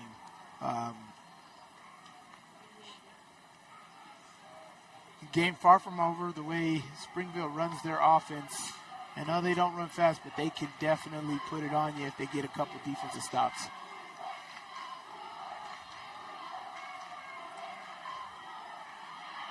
There's a shot for Springville. He almost broke it. Almost got there. But he gets a first down, and that is Tua Nafahu, his first carry of the game. And Nafahu gets you those tough yards, and he can have a big average. He's not going to run away from you in the open field, but he'll definitely make you pay for it in between the tackles, and that's what he does right there. He makes a lot of guys not want to tackle him, and just gets tripped up right there. Hard to believe that's his first touch with 2:20 here left in the first quarter. And going to him again. Fighting for yards, pushing his way forward. Oh, there's a scrum. Look at this There's push. a scrum. That's what I'm talking about right there. Looks like rugby out there. Oh, Love yeah. it. And now we got a flag. Now we're serious. What was that? Up to the 41-yard line. Something late. We'll see what it was.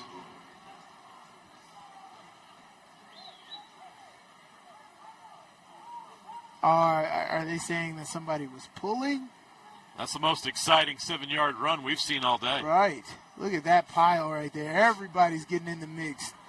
During the play, personal foul, number 1, unnecessary roughness, 15-yard penalty from the end of the run, will be first down.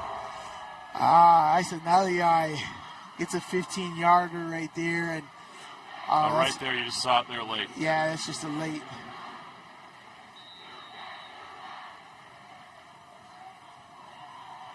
Yeah, here he comes. That's not a personal foul. I do that all the time. I don't know what I'm talking about.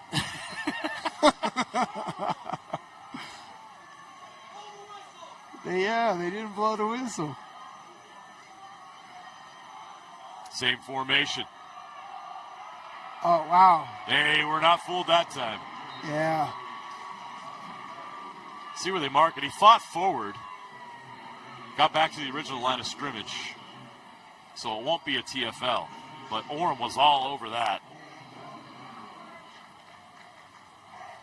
And that is certainly the challenge for Springville. When they have the size advantage, Sly, it's like they're just daring everybody to stop us because we're going to overpower you.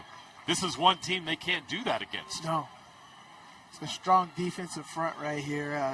As we keep talking about, big college-level players here on this football team. They got to get a little bit more creative. Nafahu to the sideline, inside the 20, down to the 15-yard line. Tua Nafahu. This is why you were so suspicious. Is why does he only have 1 carry so far? Yeah. Right? Give this guy the ball. In a game like this, he needs 25 carries. At the very least, he needs a Weston Briggs type carries. Nafahu can be that effective in a game like this. You are a running football team. Get behind your hoss in Nafahu and run the football, and he does it tremendous. They got 5 guys that can run the football, right? So give Nafahu a little break and get him back in the game and punch you in the end zone. That's a 235-pound running back at 6'1". He's a big dude. Here he comes again, trying to find a hole. And that's great, right? This and is they're going to be pushing 4 the pile yards. forward. It's going to be 4 yards on first down, right? That's up great. To the 10-yard line. You get a 4-yard average. That's exactly what you want right there. And I tell you what, they really like that right side of that offensive line, which is, guess what, away from Junior Muwala, which is very smart. Yep. And now you're going to see stuff like this where, Orem's going to have to rotate Junior Muwala to the other side of the formation to make sure they're not taking him out of this football game. That is the end of the first quarter. It's been all Orem, but the Red Devils have some momentum as we head to the second quarter. You're watching the 5A state championship game on Game Night Live. One of those long days working on your feet? Turn your aching feet to happy feet at Salt Lake Running Company. Our award-winning trained staff will provide a custom shoe fitting that will help you find the shoes, inserts, and socks that will make your workday the best it can be. Locally owned and operated for 30 years, SLRC offers rewards, training groups, races, and free community events. Visit us in-store or online today at slrc.com. Your work feet and workout life will get a boost. Welcome back to the UCCU Savings Spotlight. Today's play of the day goes to Becky, a single mom who just got her son Max a youth debit card from UCCU. This is a big win for Max, who knows that UCCU mobile banking makes it easy for his mom to add money to his debit card anytime. It's also a big win for Becky, who knows it also makes it easy to monitor her child's spending anytime. Final score, 1 happy son, 1 responsible mom. With the assist from UCCU.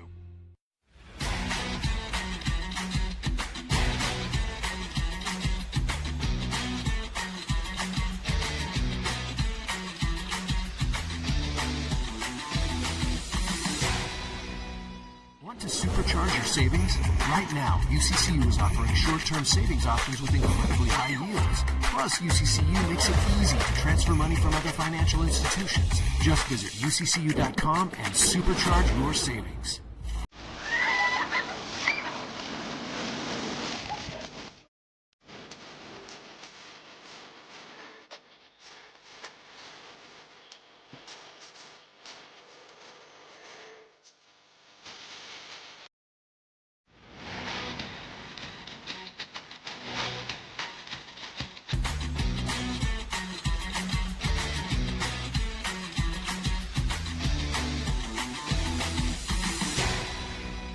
To supercharge your savings? Right now, UCCU is offering short-term savings options with incredibly high yields. Plus, UCCU makes it easy to transfer money from other financial institutions. Just visit UCCU.com and supercharge your savings.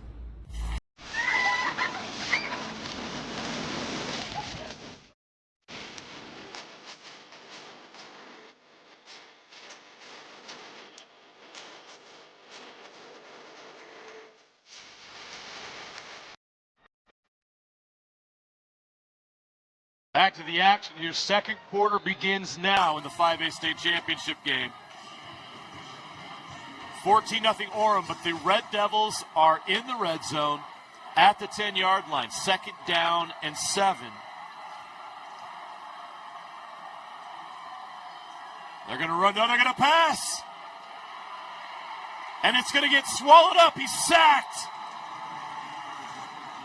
Lisi Valetti wanted to throw the football, and Junie Mawala was there. That's a huge loss. 2nd down and 7, 2nd down and 6. You lose 8. Oh, Junie got there He first. just can't be blocked. And then he had some help from his friends. And guess what they had to do? They had to move him to the other side of the formation, and look how he just burst through the line of scrimmage right there. Owen Penrod came in and finished up. That's a big loss. A loss of 9 yards. It's 3rd and 16 from the 19. They can't get a first down at the 4. They throw on here. That's a penalty. Incomplete, no flag. They're not going to throw that? If the Will defender's Rasmussen not in the looking, coverage. Zachary Henderson's got to go into the defender as well, but the defender's not looking. He makes contact, but he's not looking. That's good coverage. I challenge that, but Zachary Henderson has to make it more apparent. He has to go back in towards the field. And he probably gets the call if he does that. If he does that, yeah. And then Will Rasmussen in coverage. So the Springville Red Devils, after knocking on the door, are going to have to settle for a field goal attempt here on 4th and 16. A 34-yard attempt, sort of 36-yard attempt, and it never got off the ground because a false start looks like. They blew a whistle. Yeah, Burton, I know they don't pass the ball often, but Burton's got to put that a little bit on the sideline as well. Yeah. If your offensive guy is on the sideline, you got to err towards the sideline, not on the inside. And especially against a talented football team like Orem, the ball's got to be a little bit more outside, and Henderson's either got to fight back more to the inside and make it more apparent that this guy's impeding your progress to go get the football.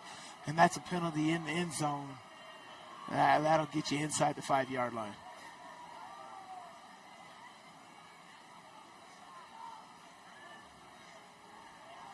Dead ball. False start. Number 52. On the offense. 5-yard penalty. Still 4th down. That'll move the ball back to the 24-yard line. And this becomes even more difficult. It'll be a 41-yard attempt for Ben Smith from the right hash.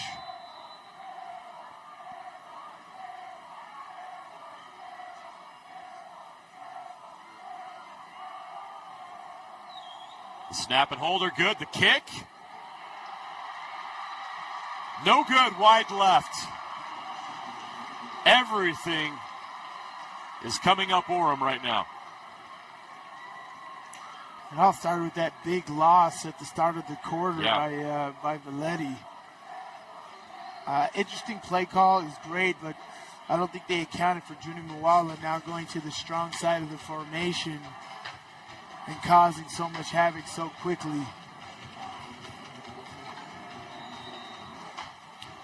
So with a 14-0 lead, Orem takes over at their own 20-yard line with 11:02 left to play in the first half. 1st and 10 for the Tigers. Taden Kaava will send Stonebreaker in motion. They're going to go run right up the middle.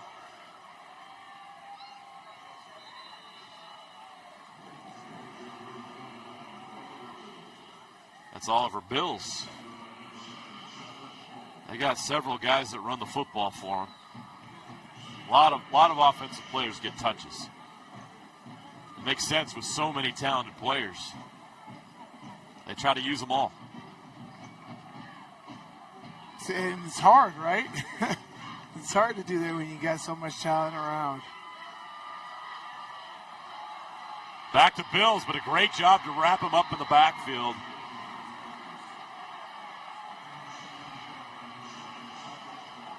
That was a great play on defense.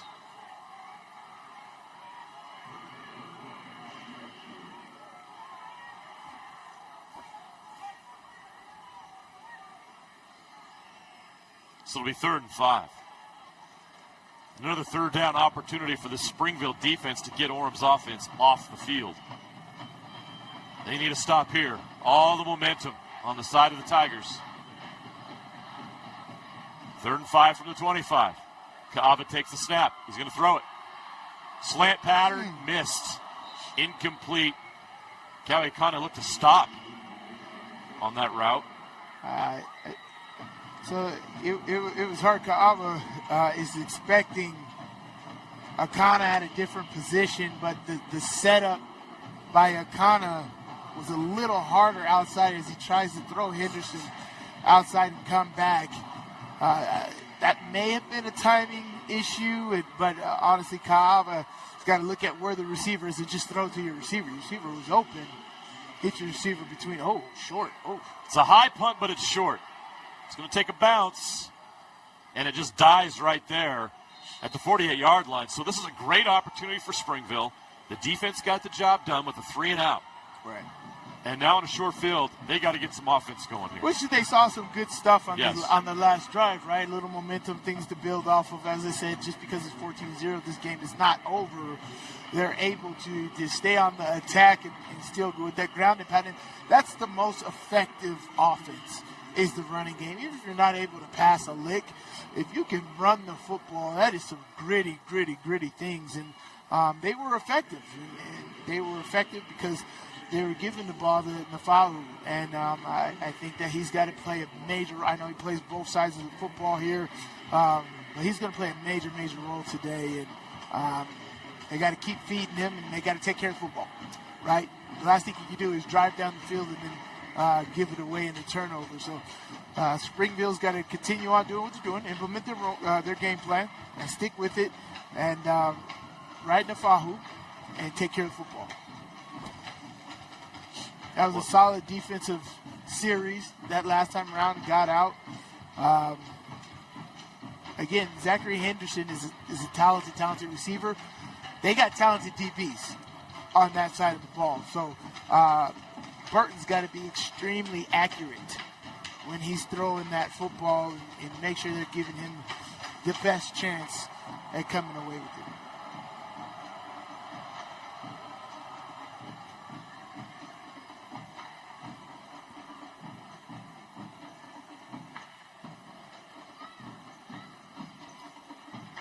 It'll be 1st and 10 at the 48-yard line for Springville, their own 48.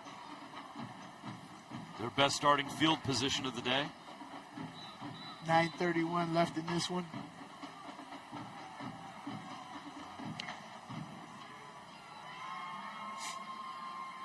Pretty clean game so far. Only 3 penalties in this game. Third down's been a problem for Springville. They're 0 for 3 on third down. They'll need that to change here. Yeah, and they like this power formation right here, right? And they got Juni Moala on the weak side. Let's see if he creates enough penetration on that side to get back to the strong side. Nafahu will carry it. Trying to get to the outside. Oh, great job. They do a great job spreading it out. Great job on defense right there. And they stop his forward progress right at the line of scrimmage. Yeah, Nafahu's kind of tiptoeing right here. Just follow right behind there and run him over at the line of scrimmage. But they allow Isali. Does a great job of staying square and making Nafahu go sideways. Watch, he's the only unblocked guy. There's always going to be one unblocked guy. Yeah. The running back's either got to make him miss or run him over. And Nafahu's trying to be shifty in the backfield, and that's not your game, man. You hit it right off the right tackle, right off their blockers, and get as many positive yards as possible. Don't tiptoe. 2nd and 10 from the 48. They go back to him. He's got room to run this time. Oh, he stopped.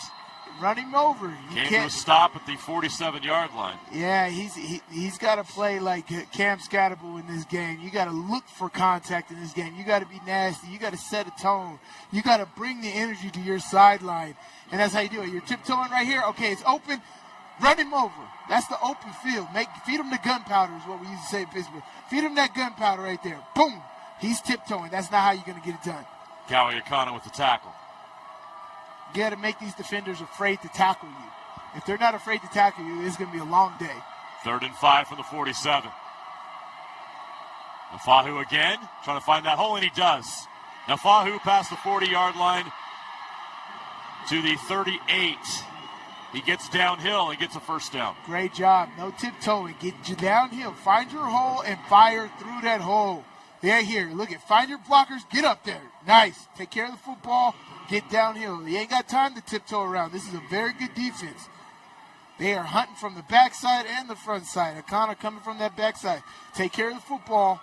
Keep moving the chains. Great job by Springville right there. And this is going to be the game. This is slow.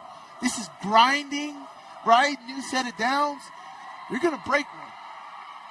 Same play. All it is. Nafahu again up the middle. That's great. That's 2 yards right there, but that's tough. That's great penetration by Orem, but guess what? They got positive yards on that, right? And so now they got to devise a play that works off of the left side of the offensive line, but they like the right side of the offensive line to run behind. Now Fahu now has 72 yards. The rest of the team, -8. He is the offense right now. Yes. They'll stick with this formation. Now Fahu again. And we got a flag. That's going to be a holding or something to bring him back. And Nafahu, he looks kind of gassed. So the offensive coordinator for Springville's got to understand, okay, how am I going to mix it up? In what ways am I going to mix it up? I'm running the same play over and over and over again. They're going to pick up on it. What way am I mixing things up for Orem? During the play, holding. Number 28 on the offense. 10-yard penalty. Replay 2nd down. All right, and here comes Beckett Burton into the game. Now, again, you have Zachary Henderson, outstanding receiver, athlete, but against a great defense like this with the athletes that they have all across the board, you're going to have to be extremely accurate if you're Beckett Burton. Here they go back to the I formation. Nafahu's now at your tight end position. And then you got two high safeties. Which means the middle of the field is going to be working open. That's a vulnerability. 2nd and 18. Burton will throw. Intercepted. Picked off. Isali with another big play. Naliai. 80 yards. Pick 6. Touchdown. Orem. That is a playmaker right there. And that's a quarterback that's not used to throwing the ball because that's a terrible throw. Before the snap, I was like, there's two high safeties. You should be working in the middle of the field. Two high safeties means they have over-the-top cover. Unless you can dart a pass in there, which Zachary Henderson was covered, they affected him with rerouting, so he didn't have his head turned around quickly enough, and the ball was too far inside for a half-field safety. That was an easy interception right there, but you have to commend the ability of his offensive ability to return that ball right there, and does an amazing job of getting all the way back into the end zone. But Burton has that ball too far inside. And they picked that off against the half safeties back there. It looks like just a basic cover two. I thought they were going to work Nafahu in the middle of the field right there, get him right behind the linebackers and dump that football. But he forces it into the boundary. Here you got high safety over there. It's inside. That's too far inside. You got to go outside. It's a 7 route. The receiver's expecting that outside.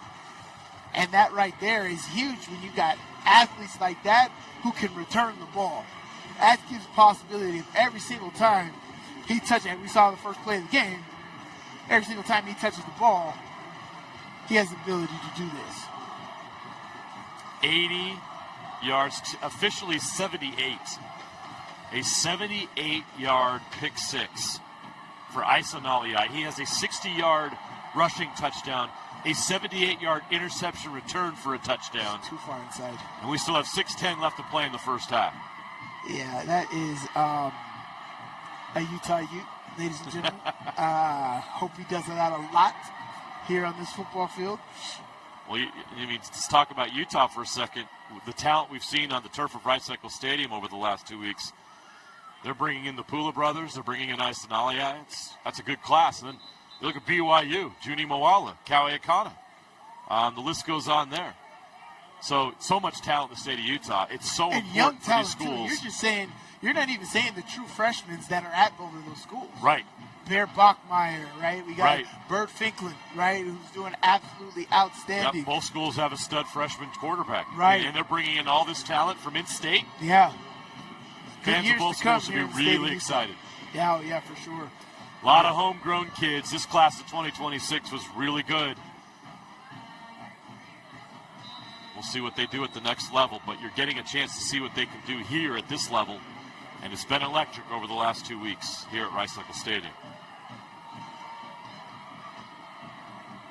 That's the third longest pick 6 in Utah State Championship game history. The longest is 88 yards. I feel like we saw that, 2 years ago? 3 years ago? Good question. I don't know if Tyson Ewing's doing stats for us, and he's been tremendous. I don't know if someone's able to look up who has the 88-yard pick 6. That was the longest in state history. 78's pretty darn good. Oh, yeah, 78 is awesome. I feel like we saw that pick 6 not too long ago. But here nor there. Larry Riggs for Roy in 1981. I don't think you or I were here. I wasn't even born. Larry Riggs. So if Larry's out there watching, you have not been forgotten. Back to the drawing board for Springville. They're in a big hole here, 21-0. And this is what sucks about a Springville offense. Yeah. Right? About this type of Springville offense. You can't reinvent yourself on the fly, right? Right. You are who you are. You could surprise somebody. Yeah. Like Brighton was surprised last week when you threw the ball. It was a wrinkle. Right. But now Orem has had time to prepare for that. Yeah. And your traditional offense. And so when you get behind the sticks 21-0 and all you do is run the football, You need chunk plays, and they're just not getting them right now. Right. Lisi Valetti now behind center. He's going to run it. He cuts it up. Valetti out to the 35-yard line. Oh, why did I feel like he had room out here to the right? He just keep running right. I felt like he just kept running this way. Oh man, that's a great run right there. Way to keep it up. I felt like he had room over here. And that guy had a little bit of an angle, but a great pickup nonetheless.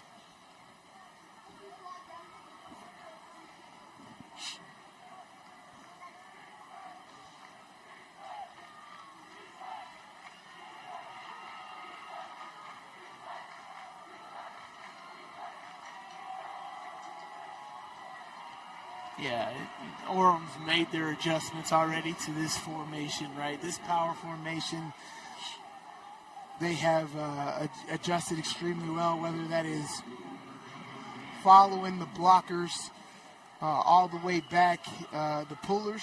You know, a lot of times when you pick up on schemes, you can understand who's pulling and either shoot that gap from where the puller left, or you could tag along to that puller and you blow that whole play up doing that. And I love doing that on Power O. I knew who was pulling before the snap happened, and I knew what gap would come open. It happens all the time.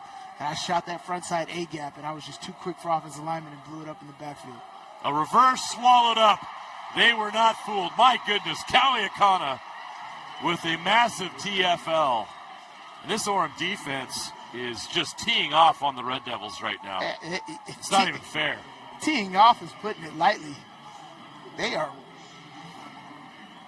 Kojima got in there too. Oh my gosh. Look at that. That's just, he's blitzing on the edge. I think he's seeing the receiver from the opposite side come back that way, and he just went like a hellfire off the edge and blew that up. Kawe Akana.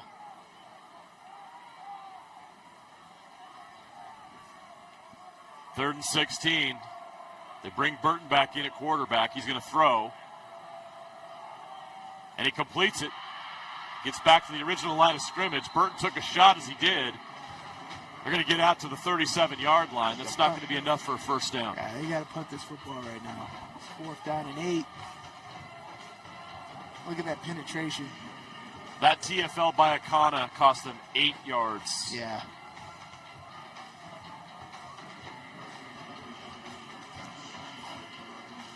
Toki with the catch, but not anywhere near the first down. The Red Devils will have to punt again, down 21-0 with 2.5 minutes to play in the first half.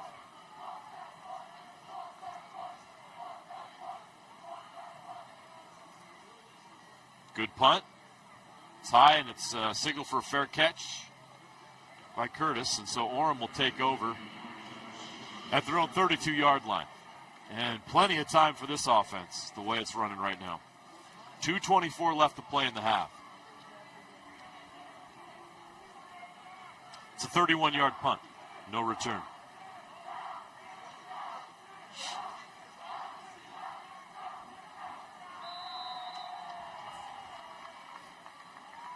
Now, if you're Orem, you can be aggressive. Oh, man. I tell you one thing. I am taking Kawe Akana on a straight fade ball right here. Hopefully from the slot position. Kava looking deep. Oh, intercepted. Intercepted. Great play. I don't understand why the pass was so bad. That was Braden Smith with the pick. He was wide open. He was free. And Kava just threw it short. He threw it short, threw it inside. Looks like he was throwing at the receiver. Give it to the end zone. Yeah, you saw how far back he was, I believe, watch here, Mac Ellison. He's way back. He's wide open. Throw it in Smith the end has to zone. go back and makes the adjustment. And, yeah, Kava would love to have that back. That ball should have been caught on the Ellison 20, has 15-yard line. Why? Throw that up. Boy, a gift for Springville. They badly needed this. Yes, they did. 1st and 10 from their own 41. Burton rolls right. Get rid of it. Still rolling. Rolls all the way out of bounds. Down at the 43. It'll be a gain of 2. So it officially goes down as a run.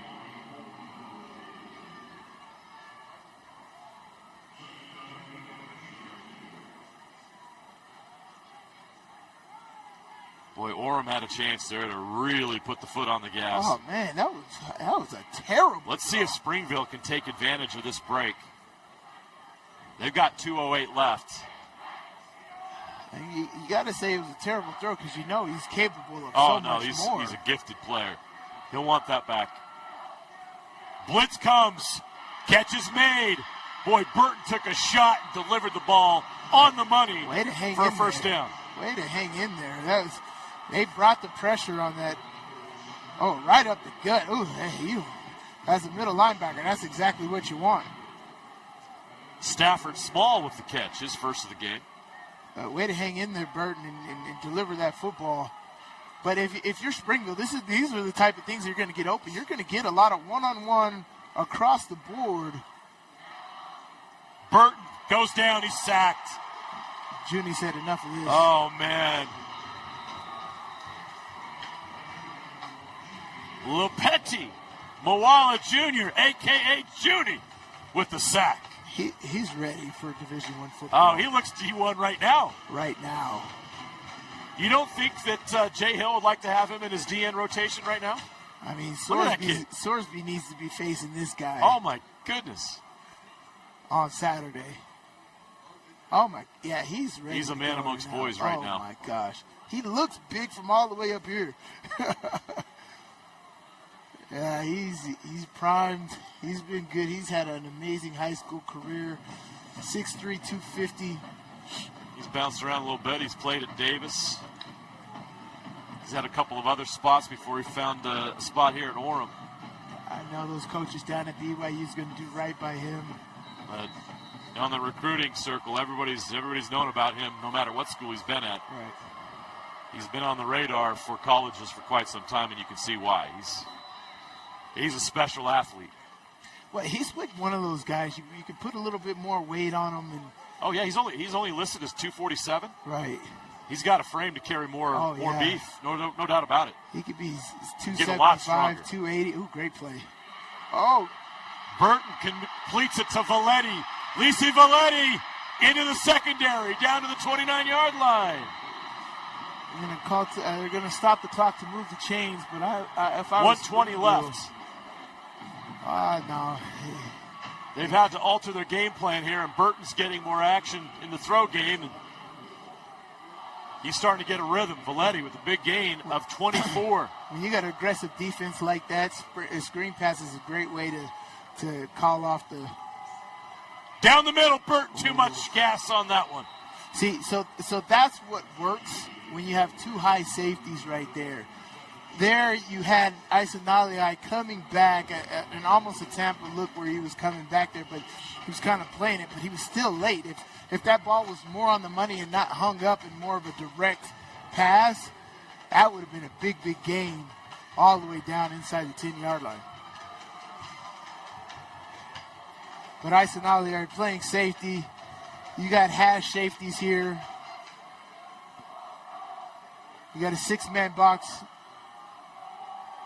Burton throws outside. Ooh, catch is made, but he pays a price. Yes, he does. Ooh, great job. They're just playing a nice soft cover, too. The corners are playing soft.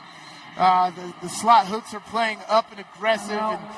And you got over-the-top safeties there. Oh, wow, way to tackle the catch right there. Damian Baby Tupou came up with the catch, but he got walloped. Baby Tupou.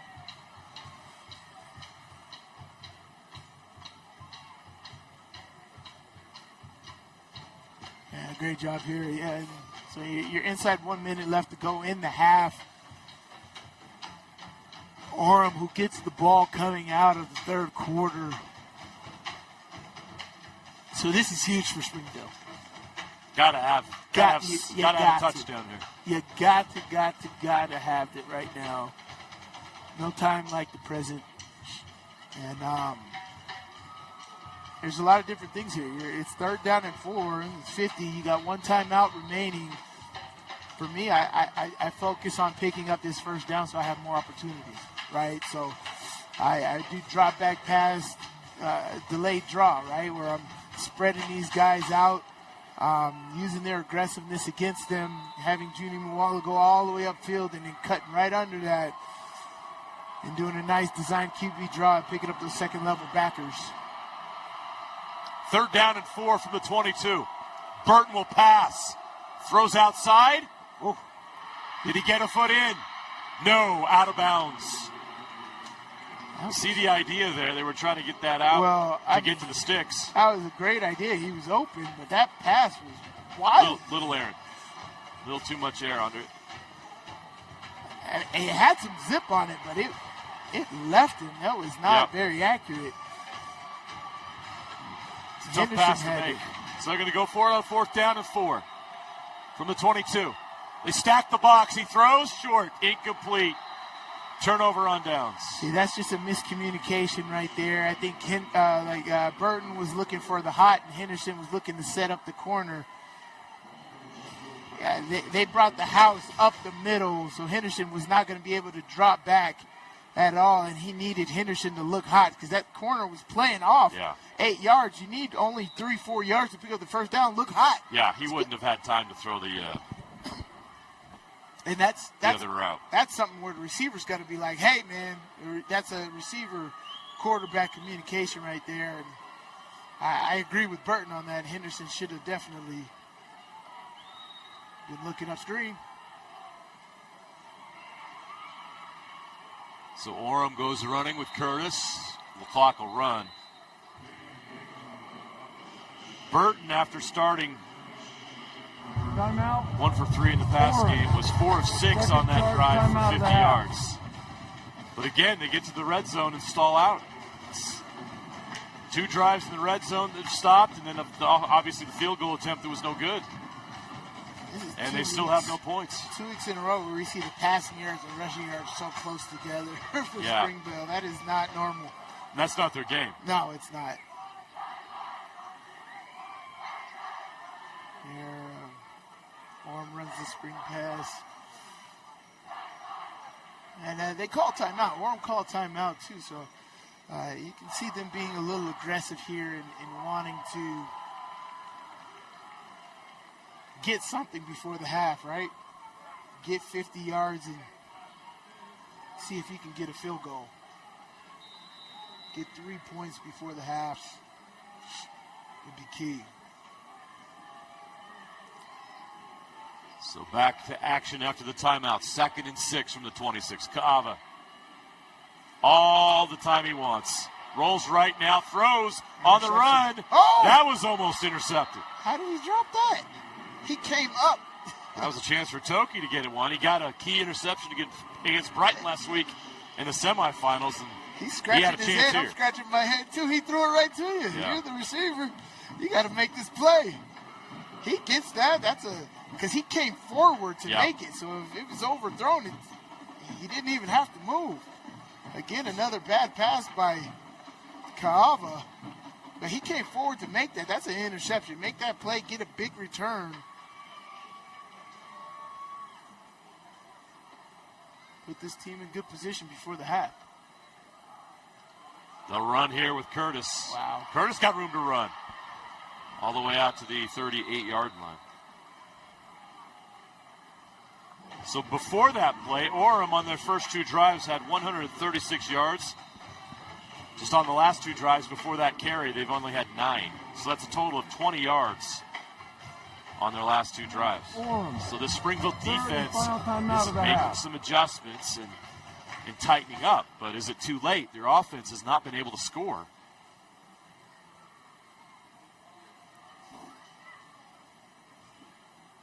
Another thing that's going to be interesting in the second half, Sly, is the Springville they got to throw the football to get back in this game. Yeah. Can they? They're just not experienced in throwing football. But that's exactly what Orem wants. You take Nafahu out of the mix, and it's tough for Springville to win that way. Well, it's tough because Nafahu is tiptoeing in the hole, man. You got to hit it. You got to be the power back. You got to make sure that defense feels you. You're not Valetti. Valetti is the guy that's supposed to be shifting. Nafahu, you hit that hole and you get these big yards. from going straight north and south, and he was tiptoeing in the hole, but that's been their whole success in this first half. And then they're trying to throw the ball, and there's clear miscommunication and disconnect between receiver and quarterback that we didn't see last week. We actually saw some real good passing connections between Springville and their receivers last week, and so you're just seeing a very off Springville Red Devils team tonight. They did start to figure some things out in the pass game on that last drive, just didn't finish the drive. Kaava, catch is made, flag is thrown. But that catch should stand. Kaui Akana with the catch. And well, that's the thing, they never called it complete. Is it complete or not? They should. I know they're going to call it pass interference, but the clock has stopped. You got to call that either a completed pass or not.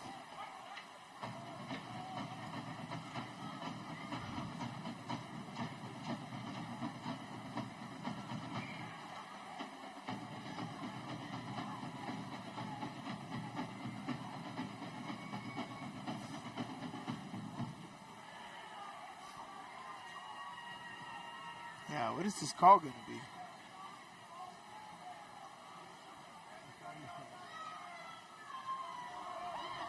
It's a 15-yard penalty. It should be at the 48. Holding on the defense, number 1. The penalty will be declined. Take the results of the play. The clock will start on the snap.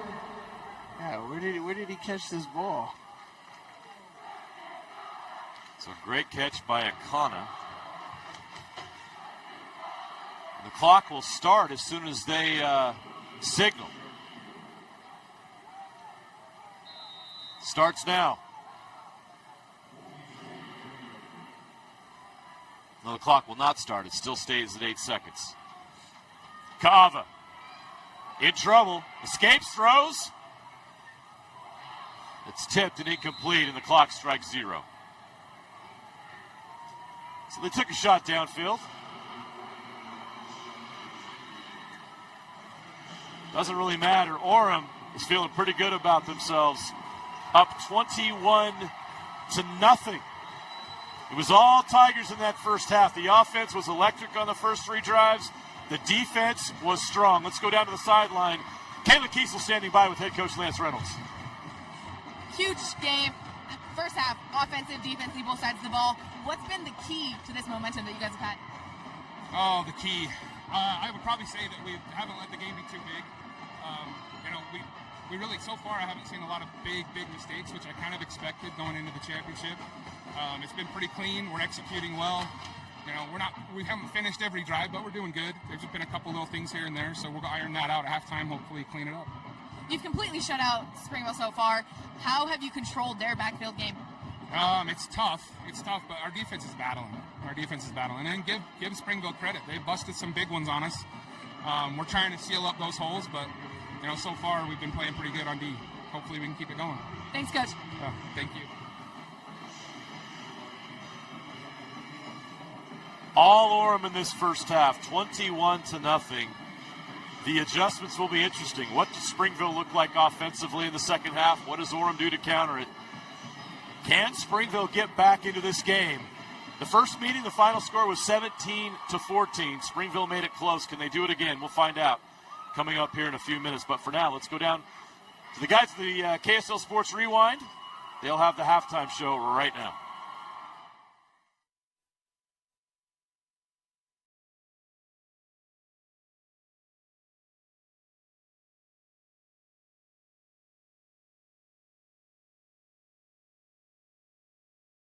Into our halftime show here in the 5A state championship game. Orem leading Springville 21-0. Dane Stewart, Jeff Hansen on the end, Coach Freckleton of Bountiful High School. As we get ready to look at our first half highlights, our Relight highlights. Reminder, if you're looking for electrolytes in your diet, need a few other options, nutrition, check out Relight. Go to redmond.live and use the promo code KSL10 for 10%. Look, the way this first half went, really, Springville had opportunities, but Orem has controlled possession, and it started early with the ground game. Isali, impressive touchdown run here. Boy, he was a game changer, wasn't he, in this first half? My goodness. Isali, we talked about him really quickly in the opener, but he is a huge play waiting to happen. He's not the every down running back, but he has a big play, home run ability every time he touches the ball. We'll see him later in this highlight package, I'm pretty sure. Just a great football player. Springville had their opportunities, but man, this Orem defense, they've been flying around. I mean, it's been an impressive defensive showing from Orem, Coach. Absolutely. To start the game off, both two series going 3 and out, giving your offense great field position, and both times they go down and score. Yeah, as you see, Orem here looking 4 points again, and really, they start the game off just like they did the semi, Jeff. Kind of burst, they get a lead, and now you're kind of reeling, and it's been another impressive start here for Orem. They just set that tone early on, and it's really hard. And look, Springville, this is a tough deficit for any team. This is a really tough deficit for a team like Springville that wants to run the football so much. It's going to be tough to come back from 21-0. A missed field goal there, and we talk about they have had some drives where they've been able to get the ground game going. They've been able to get some first downs, but they just haven't been able to capitalize. This one feels like a big deal, Coach. Absolutely. Anytime you turn the ball over, it can change momentum, but when you can get points off of a turnover, you're going to win a lot of football games because of those things. That's Isali again. So he had the touchdown on the offensive end, the touchdown on the defensive end, and boy, just you appreciate his vision and athleticism on display here, Jeff. Yeah, you can tell when he gets the ball in his hand, he goes right back into running back mode, yes, and you can see him right there. He just has excellent vision. He's going to do a lot of big things inside this stadium for Utah one day. He's a fantastic player. We talk about the ground game, and it has been good for Springville. Again, they've been able to get some chunk runs. This play I absolutely love. How about that play by Akana? Ale Akana reminds me so much of a guy you're going to be familiar with, and Paulachau Satuala, with his ability to just kind of roam in that defense and go and make plays. He can ball hawk from the safety spot. He can get up and make plays behind the line of scrimmage. He's special. In that play in particular, he did his job like we talked about. It was a counter reverse going the other way, and he stayed home, and he was right where he needed to be. Well, the quickness of his read, too, because he's kind of crashing down, and he sees that toss, and it's like, boom, all of a sudden he transports 3 yards wide, and he's there to make the stop. Wasn't Falatea 13 as well? 11. 11, my bad. Yeah. My bad, Falatea. It's been a couple years. Falatea. Yeah, that's all right. Satuala, that's right. He's a stud. There's a lot of names going on up there. When you guys look at this first half, I mean, what kind of stood out to you about these two performances? Just impressed again by the way that Orem was able to lock in. I think we can say it openly. Discipline's been a problem for Orem in the past. They've got outside themselves. They get penalties. They've had some assignment issues at times. They have not. Here at Rice-Eccles Stadium last week and so far through the first half, they've been locked in every single play. We talked about it. When they're locked in like this, Orem's tough to beat. There's not very many teams that can match up toe-to-toe with an engaged Orem team. Absolutely. And they were ready for their moment. You talk about winning a state championship. Most of the work you put in the offseason, the season is for these moments, and these guys came ready for this moment to play their brand of football. We talk about the stop that Akana made, but you can really make the argument the whole D-line has been really good. You see Judy Moala get in the backfield on this Springville offense as well. How do you try... We talk about how good this Springville offensive line is coached, how good their scheme is. I know halftime's only 15 minutes. You can't do a ton. What do you do here for your Springville to try to get some more success up front to allow that run game consistency? Because we've seen 10, 15-yard runs, but then it stymies, right? So how do you get back in a more consistent rhythm here for the Red Devils? To me, it's keeping them going on the basics. This is the play. You got to get your assignment done. If you can get your assignment, this play's going to hit. It's going to work. It's when one guy doesn't make the play offensively that then you get behind the chains and you get out of your routine and your rhythm, and you just encourage them. We're right there. It's going to break here. We're going to get where we need to be. Keep fighting. Keep battling. You got to just keep your guys focused and keep them in that perspective that there's not a 21-point play. It's going to be a bunch of drives. It's going to be stops. Don't try to win this in one play, one drive, one throw, one run. Don't get discouraged. You're going to have to chip away. And the same thing that would have been successful in the first quarter, opening drive of the game, those 5-6-yard gains, that's still successful. Even if that scoreboard doesn't show it yet, those are the kinds of wins and success that you've got to stack up on top of each other here in the second half. Springville really hasn't been able to establish the passing game in this one either. We saw them take the shot down the field, got intercepted. They had a throw, Coach, last minute or so that's right along the boundary. Was it a catch? Was it not? Really tough kind of bang-bang play. How do you free up the passing game? Because it's hard to establish the running game when there's not a downfield threat like we've seen from Zach Henderson all year. There seems to been a couple miscues where the quarterback and the receiver weren't on the same page, weren't expecting the same read, and that's where it starts, is making sure everyone knows exactly what they need to do, and you got to keep working it. You can't just go one-dimensional. You got to keep the defense honest and chip away at it. We've joked about having a Burton at quarterback and having a Dede at tight end would certainly help, because this Orem team has done a really nice job of taking Henderson away, Jeff. Yeah, to me it's Stafford Small. You find a way to get number 9 involved. He's played big. You've heard his name a lot on the PA speaker on the defensive side of the ball. They targeted him in the end zone. They were unable to find him. Just overthrew it. Yeah, just an overthrow. I think he's the guy. He's got a big body. He has an ability to create some space. He's a really good tight end. They don't use a whole lot of that tight end passing game. But I think in the second half, Stafford Small, if Henderson's going to be locked up on the outside, I'm looking at Stafford as a guy who can help free things up for that running game over the middle. For this Orem, we talked about in the first match, there was a couple of big plays for Springville that kept them in it. For Orem, it's 2 big plays that have been 2 of their 3 touchdowns. What have you liked from what you've seen from this Springville defense in the first half? I think they've been tough, except for those 2 plays. Well, the one is the pick six, right? So it's really just the one. I mean, you're right there in this game. You take out those big momentum, game-changing plays, and so you got to keep trusting it, keep battling, keep fighting. One play at a time. They've been able to get to Kava a little bit too, and they've been able to make him throw some balls that he would like to have back. They picked one off. There was a couple of others that maybe they could have picked off. Here in the second half, I think it's more of that. Hey, get to the quarterback and make him make a mistake. And if he does, you got to capitalize. That's where the path to victory is a little bit more narrow here in the second half. So when you get those opportunities, you can't let them go. But I think that they've got enough that they can reflect on and feel some confidence that they can go in and steal a possession or 2 here in the second half. Feels to me a little bit like this Orem offense is kind of playing with house money. Hey, we've got the lead. We know our defense is really good, right? We feel confident in our game plan. Do you get that sense that Orem offensively just kind of like, yeah, we're okay, right? We don't have to force anything. If something breaks, fantastic, but we can just kind of play within ourselves, be comfortable. That's how it comes across to me. You guys agree, disagree? It's tough. I think that Orem's offense this year isn't the typical Orem offense that we've seen that's putting up 50, 60 points a game. So I think there's an element of that Orem is a ground-based team right now. Everything gets started on the ground, and then they look to that big pass game. They've got really good offensive linemen. That offensive line is great. And so I think there's an element of, hey, we're going to trust our Hogs up front to go get this win for us. I think that's kind of what it is. I don't know that it's necessarily they're taking their foot off the gas, but they're winning with the way that they've won football games a lot this year. That's that ground game, and that's a different wrinkle than we typically see from Orem. And I think you got to be careful with that mentality, of course, because you take your foot off the gas and Springville gets some momentum. Yeah. They're right back in the game, and you can't restart. The message for Orem is to finish.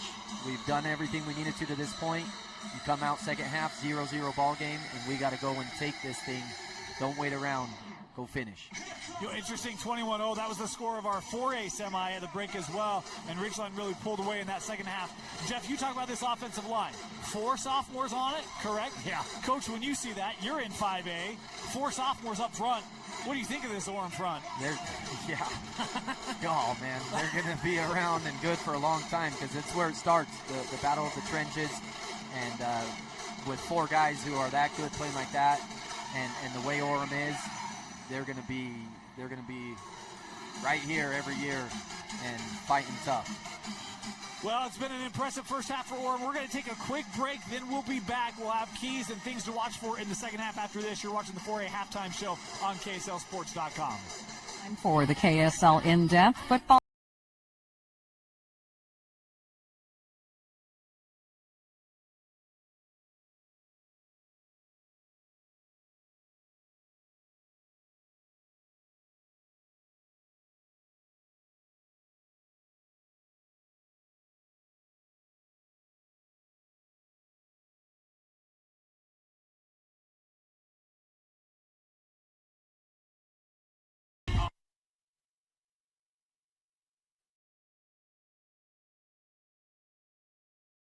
Welcome back here to our 4A halftime show.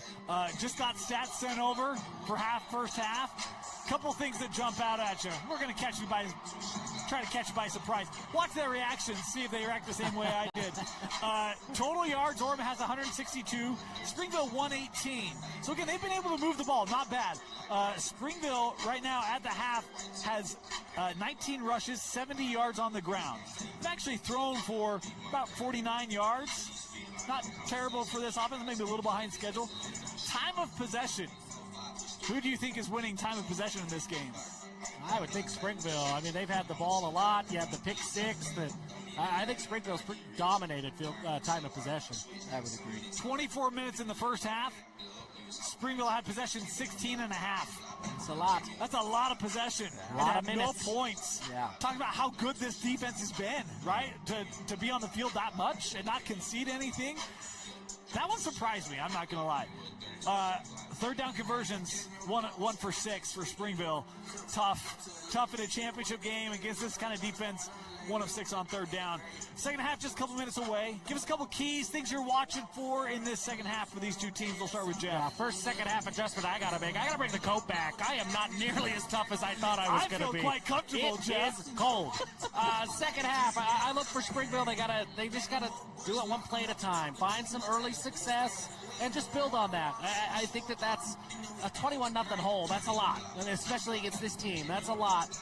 You're not going to get it all back at once, so find some wins. Get those wins when you can. Build on those. I hope that they get started quickly here in the second half and just find some confidence. Find something to feel good about. Yep, you got to come out, and third down conversions are going to be huge because a lot of those were third and manageable, third and short, third and medium, and those are you got to establish that, and you got to finish drives, put points on the board. Whatever play calls you've designed for this week, go to them, find them, and force this game to be a close game and battle all the way to the end. Jeff's a little chilly without his jacket.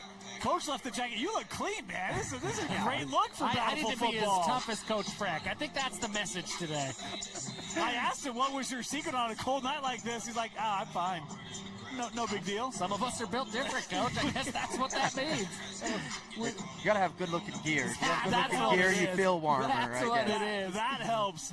Hey, there you have it. 21-0. Orem leading Springville. See if the Red Devils have something in them in this second half. Not out of it, but some things got to change for them to have a hope at capturing their first 5A state championship since 1985. Meanwhile, Orem looking to get back on top for the first time since 2020.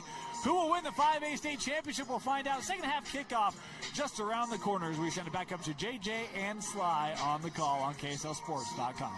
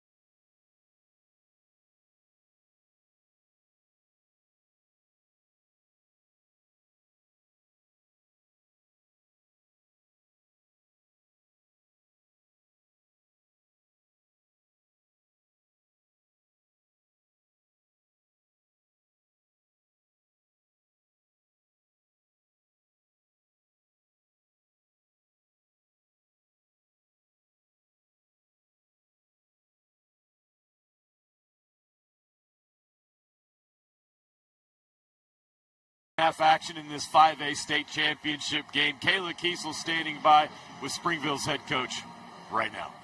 Coach, probably not the first half you planned on. What was your message for your guys at the half to gain some momentum coming into the second half? Yeah, I mean, that's our team. I think you'll see, we're not done. It's 3 scores. That's our character, so I'm hoping to dig deep and find something. Yeah, Orem's offense can stress the defense vertically, horizontally with their passing game. What adjustments need to be made to control that? Like you said, they're hard up front. I think we got to create a little pressure and make a big play. I think it's all going to start from a big play and some momentum, so we're not done yet. Thanks, Coach. Thank you. Love that from Coach David Valetti. We're not done yet. I almost feel like he was trying to hide some stuff from us. Like he's got some stuff planned in the second half. It's like, don't kind of say, be on the lookout type things. And it's right. I've always stood by the mentality of if your opponents can score that in a quarter or in half, you can score that in the same amount of time. Why not? Right? Why not? But as he said, you got to dig deep. You got to find it. There's 2 quarters of football. You had an 11-1 football season, right? Don't let this come down to this. You got to make it a fight. And at the end of the day, whether I win or lose, I want to make sure that my boys was fighting, right? My teammates, my players, my coaches, everybody was showcasing the energy to doing what it takes to win this football game. I am definitely not going to lay down. And that's what I hope that his speech at halftime was, is we're going to come out here and fight. We give it everything we got. We got 24 minutes of football left. You start on defense, and I want you to go after them. I want you guys to play with the type of aggression that you've been waiting for all offseason to let loose. We played for Rice-Eccles Stadium. We've had a terrible first half, and now let's go out there and play Red Devils football. I want you guys to go out there and play like some Tasmanian Devils. Show some energy. Get out there and make it happen, and that's how they start this second half and go out there. But it starts from that sideline. It starts from every single player on this team's got to take an accountability on showcasing some energy on this football field. Springville will kick off to open the second half, so Orem's offense will get their first shot with a 21-0 lead and a chance for them to really take control on this first possession. For Springville, you get a stop, get some momentum, get right back into this. But they don't have a lot of time. No. They got to get it going quickly here in the second half. And that kick is going to be returned from the 5-yard line. Isali-I's got a lane. Isali again. Naliai to midfield, to 40, 30, 20, 10, 5. Touchdown. Isali for the 3rd time tonight. He's got a rushing touchdown for 60 yards. A 78-yard pick six, and now a 96-yard kickoff return for a touchdown, and the Oram Tigers are in complete control. The future Ute is having himself a special night here on the turf of Rice-Eccles Stadium. I'm speechless. I am now that I'm done with all that. That was awesome, man. How do you affect all phases of the game? First play of the game on offense, 60-yard touchdown, 78-yard interception return, 98-yard kickoff return. All he needs is a punt return now. Right? Or a receiving touchdown. Yeah, there's only so many ways to score, and he's checked off 3 of them. Oh, my gosh. Maybe Cowie Akano will let him kick extra points. Nah. I mean, look at this. He picks it all the way up, 94 yards from the 4-yard line. Just great blocks. He wasn't touched. Yeah, the lanes by Springville just atrocious. And that's just high-stepping right there all the way to the end zone. And as you can see, even people who have an angle on him. Look at how many defenders are in the boundary. There's 3 defenders at the bottom of the numbers. Those rush lanes right there, for those kickoff lanes for Springville were terrible. Like, look how many guys are outside the numbers here. 3, 4, 5 guys. Almost 6 guys at the bottom of the numbers. That's not going to get it done. An electric return by Isali. And this Oram Tigers team is closing in on another state championship. Now up 28-0. And now they're going to do this. Nope. Is that ball loose and free? Yeah, they got it back. They got it back. The aggression of the Orem Tigers pays off. The onside kick, they're discussing it right now. Yeah, it was way past the 50-yard line. It was way past the 50-yard line before they even touched it. And then even on top of that, I think Springville hit it because they were so surprised. Yeah, it touched a Springville player and then becomes live. And wow. Yeah, here nor there. They kicked off from the 40, and nobody touched it before the 50. So, boy, talk about ripping the heart out of your opponent. Ripping the heart out is throwing a fade ball touchdown to Kawe Akana right here. This has been bold. You want to win a state championship, Orem's showing you how to do it. Oh, yeah. Bold, aggressive, big-time plays. We're going to go to the run game. Nothing there. Curtis wrapped up quickly. Well, if you're Springville, you come out the second half with hope, and your spirits just have to be crushed right now mentally. How does this team handle this?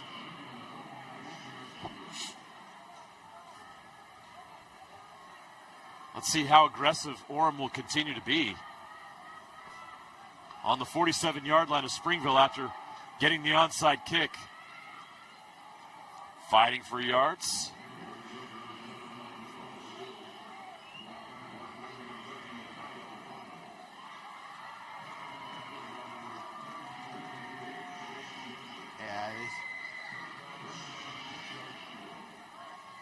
I think Orem just, as I said, like, the season's over. Like, everything in your bag you should be letting out tonight. Yeah. And Orem saw an edge. They saw the middle of the field extremely, and they haven't had another opportunity. Good point. I mean, they've played kickoff many times, but I had the best time as any to put that on.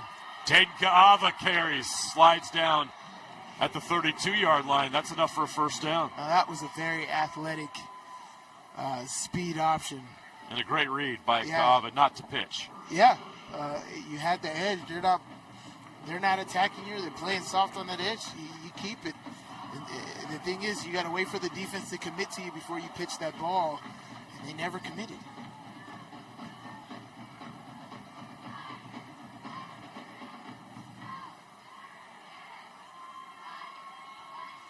Kaava will throw this time over the middle. Catch is made. Stonebreaker. He's having a great game tonight as well. He's all over the place and doing some athletic things. And Kaava throws a very nice pass over the middle. Valetti in coverage.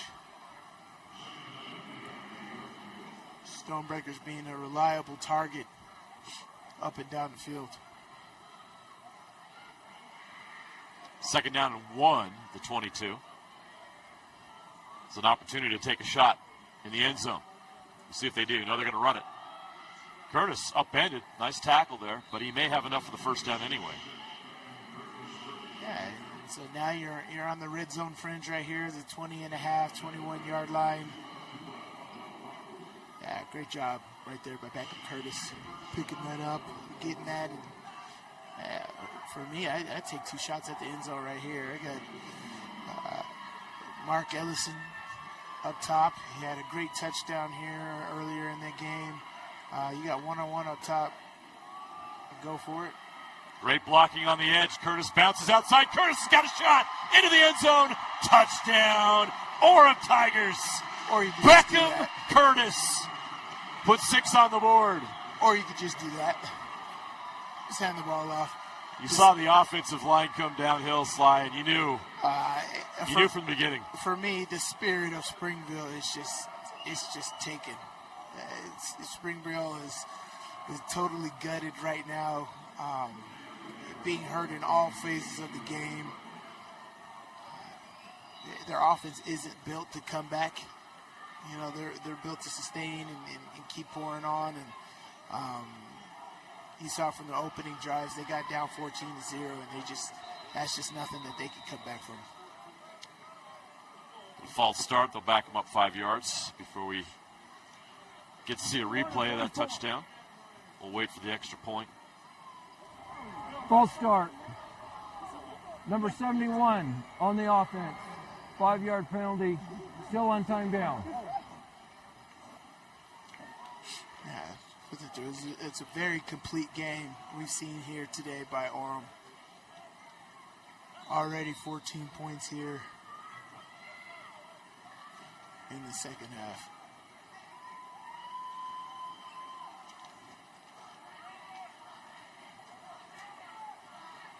It's a 25-yard extra point attempt. It's up and good. 14 points and their defense hasn't even taken the field. Incredible. 35-0 with 8:57 left to play in the quarter. Another look at the Beckham Curtis 21-yard touchdown run. Yeah, it's just everybody eating blocks, everybody getting in each other's way, everybody looking at each other. Like it's just staying on blocks, not fighting, everybody getting in each other's way. That's just not winning football right there. This is something you haven't seen from Springville all year. Unfortunate, very unfortunate. And this offensive line is incredible, and they're also young, Sly. A lot of sophomores and juniors. There's even a freshman out there. Pretty incredible. The Tigers are built to last. This young team is going to be back for more. They got to replace a lot of their stars, but a lot of that beef inside are underclassmen. We'll take a quick break. 8:57 left to play in the third quarter. 35-0. Orem leads Springville in the 5A state championship game. Bucket list hikes, local races, challenging adventures, that one goal that means so much to you. Salt Lake Running Company has the gear and expert advice you need to start and finish strong. You'll be crushing that goal before you know it. With our trained and knowledgeable staff, an award-winning custom shoe fit process, and the head-to-toe products you need, SLRC will gear you up for your goal. Shop in-store at any of our locations along the Wasatch Front or shop online at slrc.com. Want to supercharge your savings? Right now, UCCU is offering short-term savings options with incredibly high yields. Plus, UCCU makes it easy to transfer money from other financial institutions. Just visit uccu.com and supercharge your savings. Back at Rice-Eccles Stadium, Springville will receive this kick. Maybe we'll see. I don't know. They didn't last time. Who got your jacket down there? I seen somebody with your cheetah print jacket, JJ. I usually only wear that on the weekends. That's unfair. That's beautiful. Yeah, it is. What is this, velvet?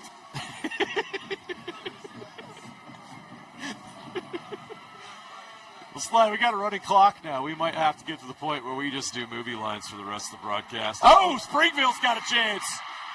Still on the loose, out to the 39-yard line. A great return. Henderson, great job. Yeah, Zachary Henderson shows he has that ability. So, Springville will take whatever spark they can, and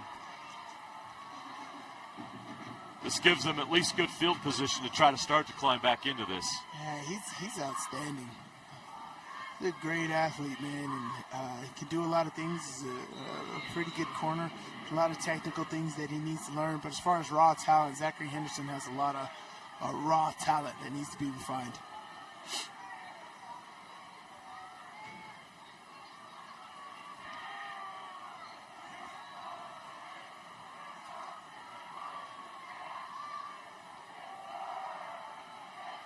Two and now Fahu.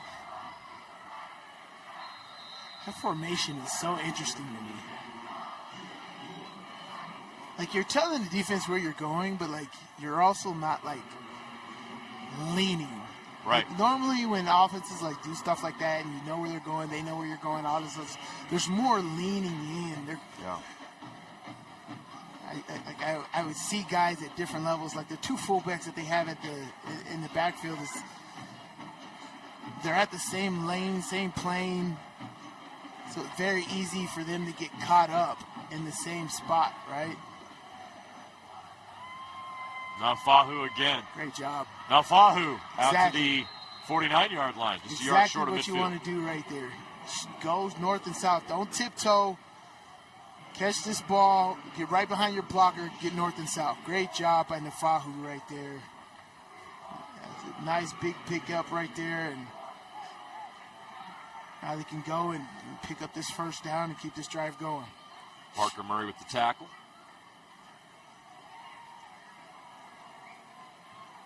Third down and 1 from the 49. Same thing. Now Fahu has a first down. Brought down at the 48-yard line.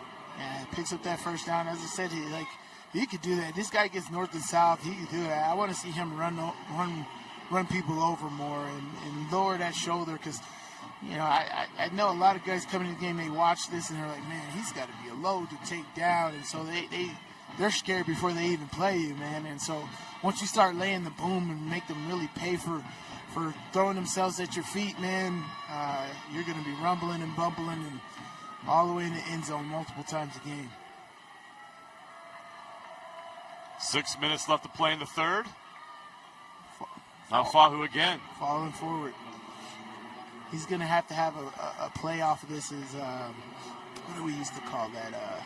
It's kind of a fullback seam, that fullback slip. That fullback slips. He acts like he's blocking the linebackers, but actually goes all the way straight through. And the Fahu has to have patience, and then it's almost like a little pop pass. A nice fullback slip.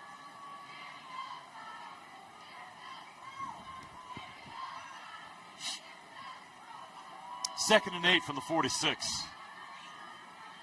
Low snap. Now Fahu gets it. Gets to the outside. Powers his way forward down to the 42. Nice. That's what's working. Is working. Obviously, this is what Springville does. It's just so time-consuming, down 35. But you can't all of a sudden reinvent yourself on the fly. You got to be who you are, and this is who they are. And they just got to hope if they stay the course, they can make enough plays to get back into this. Yeah. It's going to be tough. They know it. 3rd and 4 from the 42. This time straightforward and not going to get to the first down marker. That left side is not doing it. No. Even if the defense knows that right side is where you're going, it seems like they get more traction. For some reason, they are not making anything move on that left side. So it's 4th down and 5. He lost a couple yards. How many guys do they have in the huddle? Yeah, get out of there. All right. They'll go for it on 4th down. No doubt, no question.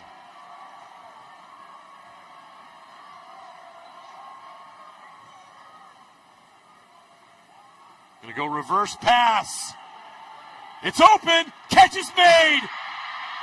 Into the end zone. Touchdown. 43 yards. Stafford Small. That got the fans on their feet. Well, yeah. I mean, it's possible. We could do stuff like this, right? Like, terrific job. Great play call. Everybody thought they were going downhill to pick up the short yardage play right there, and you pitch it back, and Stafford Small sneaks out to that third level right there, right behind the defense, and breaks out into the open, catches Orem slacking. Great play call, great execution there by Springville. That pass was made by Bo Halverson. A 43-yard touchdown pass. Stops the running clock. That stops the running clock and gives Springville some hope. The lefty. Yeah, the backup quarterback.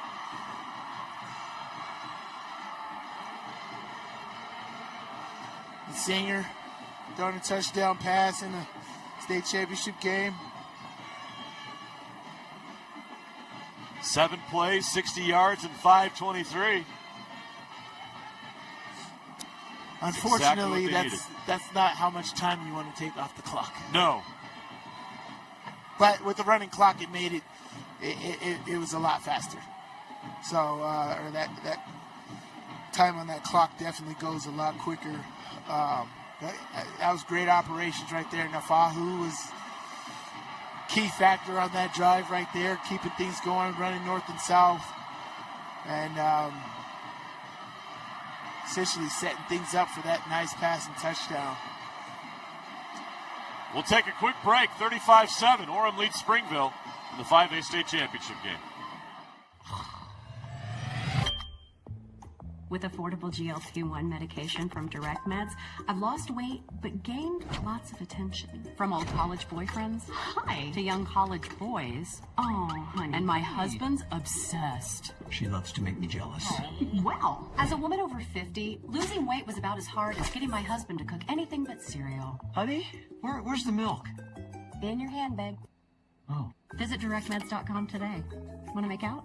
Sure. Okay.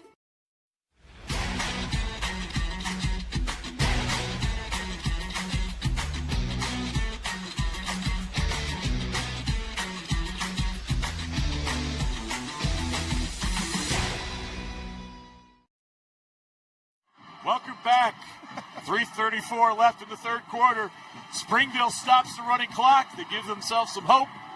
An explosive play, 43-yard touchdown on the reverse pass. It is 35-7 now. Onside kick time. Let's see if they do something interesting. They do. And it's loose. But Orem does a great job getting on top of it. Not a bad kick. Good effort. But Orem was able to recover.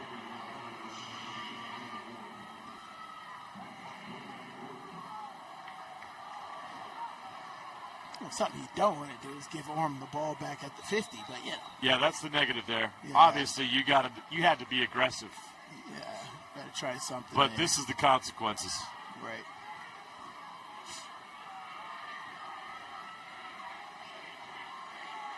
Orem will have 1st and 10 from their own 49. Great field position. Taden Kava pitches it outside.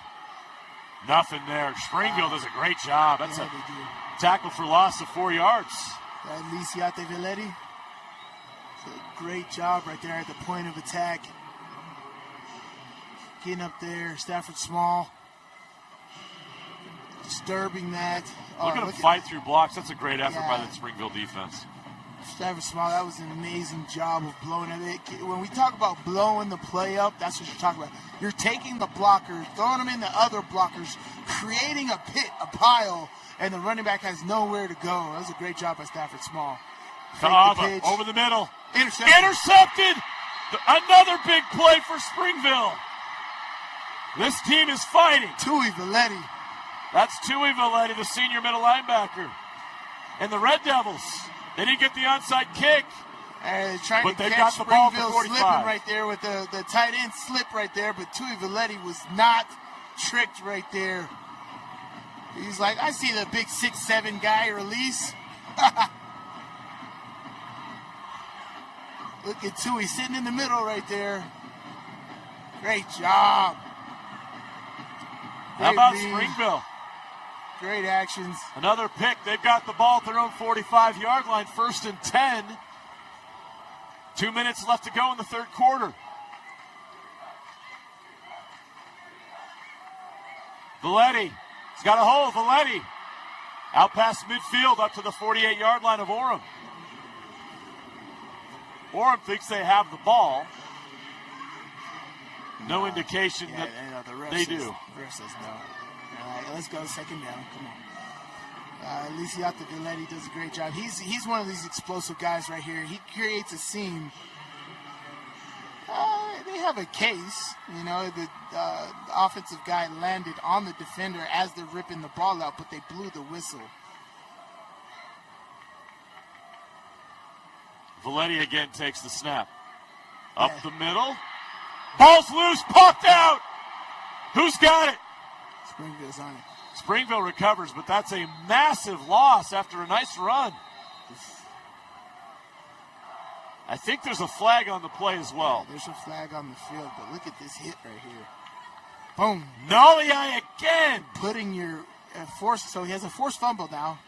Isali is everywhere tonight. When you hit him on the football right there, elbow hitting the football, because if you're crossing the offensive guy's face, you're making him stop in his tracks. So his forward momentum is going, which makes that ball a little loose. And Isali does a great job of putting his shoulder/elbow right on the ball and knocking that back 10, 12 yards. And Springville's lucky to pick that up. Here's the call.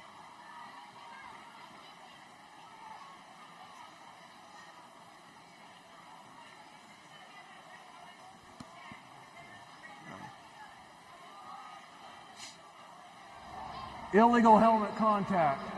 Number 1 on the defense. 15-yard penalty from the spot. Will be first down.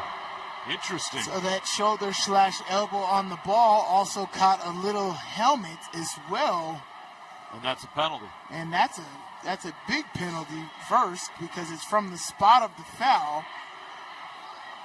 So they're going all the way down to the 29-yard line. And Orem's unhappy about it because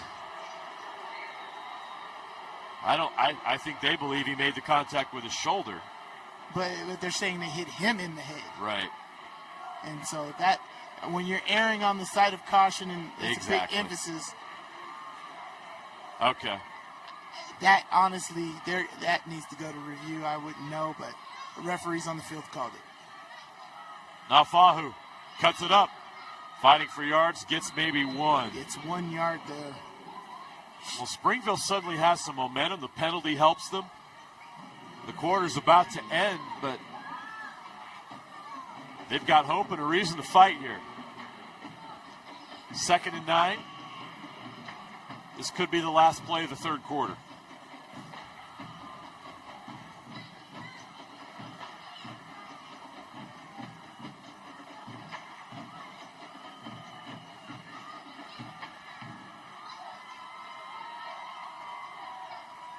Now Fahu. Wow, he runs into a brick wall. And that'll be the end of the third quarter. It's so hard to run the same exact play over and over and over again and try to find success. Against a talented team like Orem, that's just not going to happen. That is the end of the third quarter in this 5A state championship game. The Oram Tigers, 12 minutes away from another state title. Springville trying to rally. We'll show you that fourth quarter next here on Game Night Live. Welcome back to the UCCU Savings Spotlight. Today's play of the day goes to Becky, a single mom who just got her son Max a youth debit card from UCCU. This is a big win for Max, who knows that UCCU mobile banking makes it easy for his mom to add money to his debit card anytime. It's also a big win for Becky, who knows it also makes it easy to monitor her child's spending anytime. Final score, 1 happy son, 1 responsible mom. With the assist from UCCU. With affordable GLP-1 medication from Direct Meds, I've lost weight but gained lots of attention. From old college boyfriends, hi, to young college boys, oh, honey. And my husband's obsessed. She loves to make me jealous. Well, as a woman over 50, losing weight was about as hard as getting my husband to cook anything but cereal. Honey, where's the milk? In your hand, babe. Oh. Visit directmeds.com today. Want to make out? Sure. Okay. Want to supercharge your savings? Right now, UCCU is offering short-term savings options with incredibly high yields. Plus, UCCU makes it easy to transfer money from other financial institutions. Just visit uccu.com and supercharge your savings.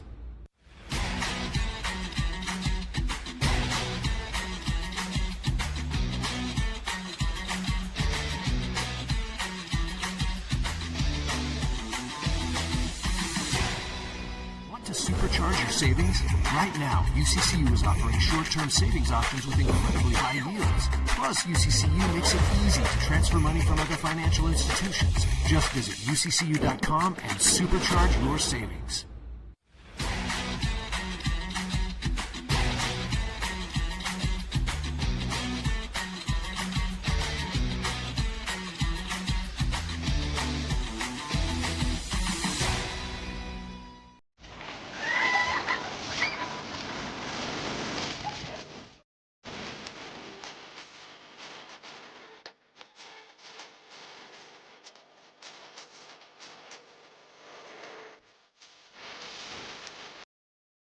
Supercharge your savings? Right now, UCCU is offering short-term savings options with incredibly high yields. Plus, UCCU makes it easy to transfer money from other financial institutions. Just visit uccu.com and supercharge your savings.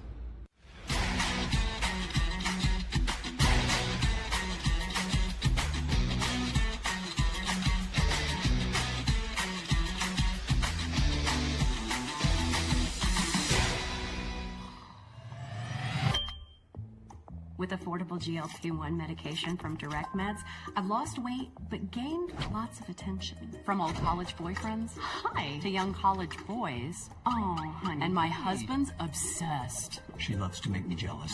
Well, as a woman over 50, losing weight was about as hard as getting my husband to cook anything but cereal. Honey, where's the milk? In your hand, babe. Oh. Visit directmeds.com today. Want to make out? Sure. Okay. Fourth quarter action begins right now on Game Night Live. Timeout, Orem. First charge timeout of the half.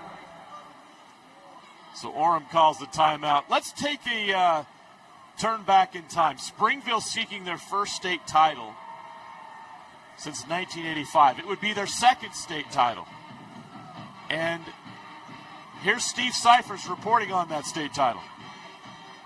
Deficit to Bear River in the first quarter, and when Todd Parker hit this 45-yard field goal with 1 second left in the half, Springville led 16-15.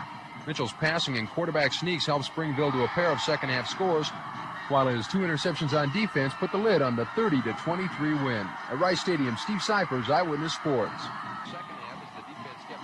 That's Scott Mitchell, former University of Utah quarterback and NFL quarterback, who led Springville to their first and only state championship back in 1985. And of course, the great Steve Cyphers, former ESPN reporter, former KSL sports anchor and reporter, reporting on that game, that state championship 40 years ago. Scotty looked athletic then. Scott Mitchell could play, man. One of the all-time greats.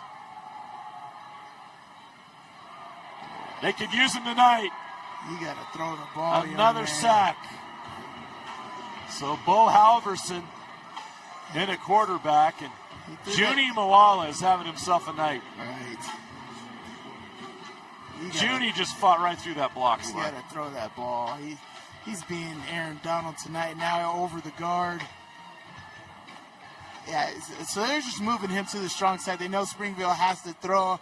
They know Halverson's a left-handed thrower, so they move him to the right side of the defense to be in the throwing lanes. And they put Burton in now. Now Burton's in. 4th and 12. Burton throws it. It's short of the Good. sticks. No chance. They got a tip. Junie Moala says he tipped it. Moala having himself a night. No place from shotgun? No. Because, I mean, he's just not able to get his feet set because he's having the drop back pass. Yeah. Nobody's blocking Junie Moala. Nobody blocked him. Well, nobody wants to block him, but like, if you're going to get the ball out quick and you're going to drop back pass, somebody's got to touch Moala at least. I'm not looking forward to his days at BYU. He's outstanding. He's going to be a beast. He is ready to go right now.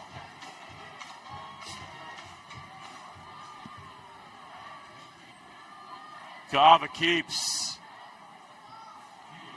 Kava's able to hold on to it. Got a little loose with the ball, but he's going to maintain possession out to the 37-yard line. Nice pickup on first down.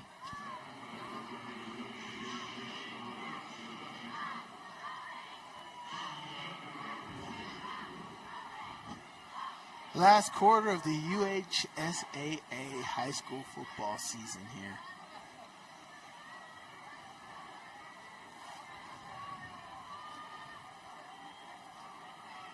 Been a great season of football that's going to be defined by greatness of the champions.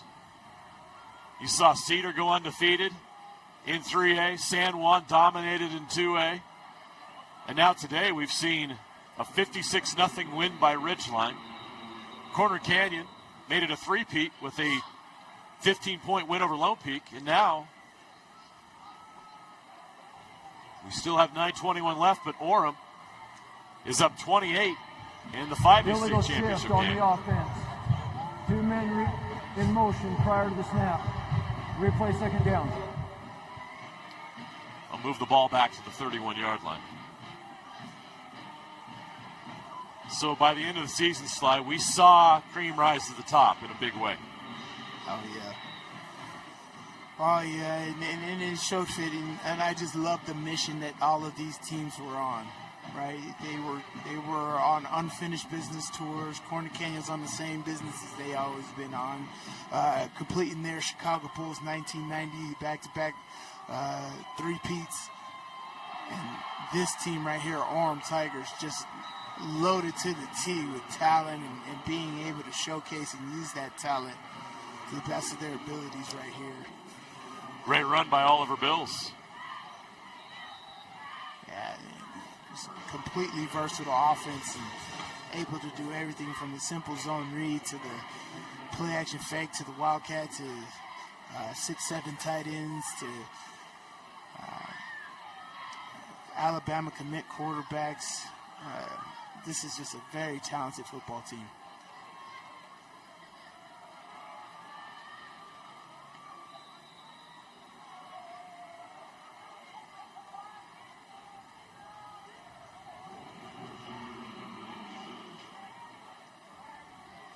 Coach team here. Let's see.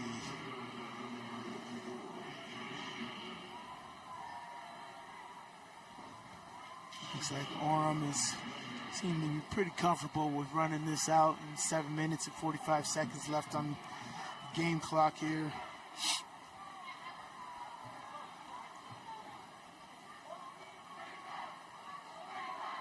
Kava keeps up the middle, fighting for yards. He's right at the sticks. They're going to mark him a yard short on 2nd and 9, so it'll be 3rd and 1. And that clock is melting. Yeah, you got to like what you're seeing from high school football in Utah, in the state of Utah over the past years. Lots of talent coming in and out. It feels like we're covering more locals in the NFL every single year. And a lot of those kids played in these games when they were in high school. Absolutely awesome. Love the alumni pride. Got a Puka Nakua jersey right in front of us here in the stands. I saw that earlier, and I'm just like, he picked some good colors to go to the NFL. It's the same as his high school colors. Yeah, he looks good in gold and blue. Right, for sure. Very comfortable colors for him.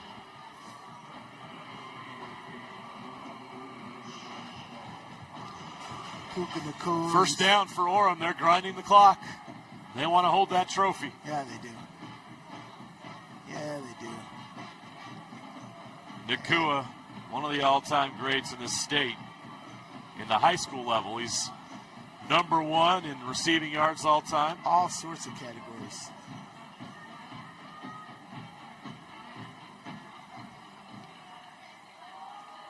Kava! A lot of green in front of him. Is going to go out of bounds at the 25-yard line.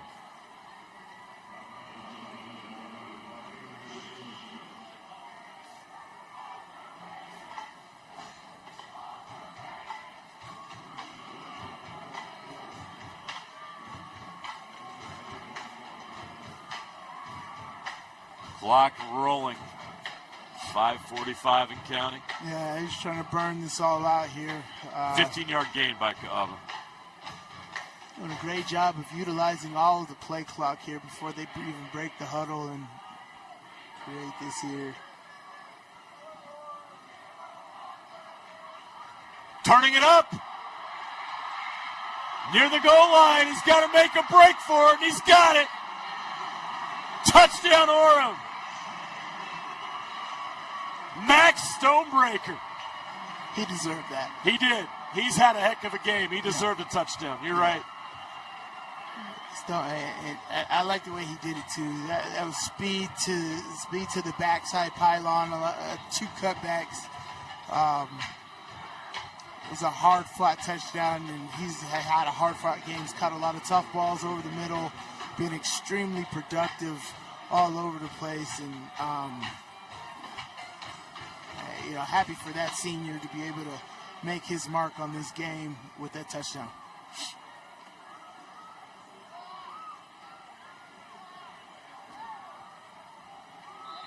Kick is through the uprights and good. 42-7. The running clock is back on. It is just a fly sweep action here. Cut back one, cut back two. Speed to the edge right here. Talented football team, as we said. They got guys all over the place. Stonebreaker. Oh man, that's nice. See, you know, I wish that my film was this good back in high school. You know, Me too. I could show my kids one day, just be like, yo, I used to be a guy. This is what Stonebreaker needs to have. Look at all those guys he made miss.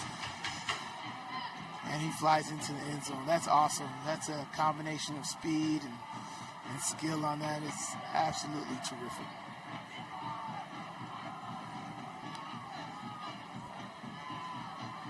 Just a matter of time now. 5:15 left. The Tigers 5:15 away from their first state title since 2020. Real quick, let's take a look back in time. The last time these two teams played each other on the turf of Rice-Eccles Stadium was in the 2021 5A semifinals. Here's how it sounded. Burton under center. The rush is coming. Burton scrambles. Throws it back. Oh my God! Touchdown! Oh my God! Touchdown! Springville wins! I just had a 9, so I was just going straight to the end zone. And everyone else just ran that way. I saw Ryder rolling out, came back wide open. He put the ball there, and I went up and got it. Ryder Burton makes the play. We have 25 seniors, and every single one of them has my back. This town is different. They're always here. They're always supportive, and I can't thank them enough for that. A great moment that Springville fans will never forget. And I also, at the same time, have to think, Sly, that some Orem fans have wanted an opportunity again against this team on this turf to make up for what happened then. Oh, yeah. But definitely, that was one of our favorite state finals, semifinal games here at Rice-Eccles. I was shocked. A heck of a fight by both teams, and Ryder Burton and Walker Deedy, that elite connection that they had all season. It was special. Yeah, and to pull it off in the end zone there, that was absolutely a terrific sight to see, and so glad we were able to call that game. It was also good to see Dusty Litster in that in that clip. We really missed Dusty. We lost Dusty earlier this year after a great battle with glioblastoma. I know that there's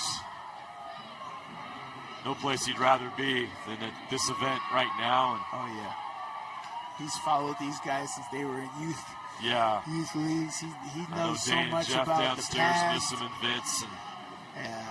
And all these legacy kids, he knew so much about. It was awesome. And it was great to have him on the sideline and be part of it with us, and all the information we bounced around, and were able to make fun of the Raiders. And all kinds of fun. So, Dusty, we love you, miss you. Wanted to make it a point to mention him tonight. Such an important part of high school sports in the state. His contribution will never be forgotten. Timeout. Officials timeout. We got an injury. Hopefully it's just cramps. We haven't had many injuries tonight, luckily, which is pretty crazy considering how physical this game has been and how physical these teams are. So grateful for that. Well, there's been a lot of chunk plays by Orem, right? Like Isali, 3 amazing touchdowns, special teams, offense, defense, to the point where injuries aren't going to be had because of his speed in the open field is just unmatched. It's kind of like, I'm not chasing that. But injured player got up and Those Burnham Sud weeks. Looks like he's going to be all right. Yeah. Just cramps. Yeah, we had to have at least one incident of cramps in the final high school football game of the season. Honestly, it's cold enough that cramps will happen. Yeah. They don't have the warm benches like we got in college. No. Clock coming up on 3 minutes left. Springville facing a 3rd and 6 from their own 20. Lisi Valetti fighting his way past the marker up to the 29-yard line. Still going. What an effort by Valetti. There's no quitting these guys. No. This is a proud team that had one heck of a season, and they're fighting to the end. Oh, yeah.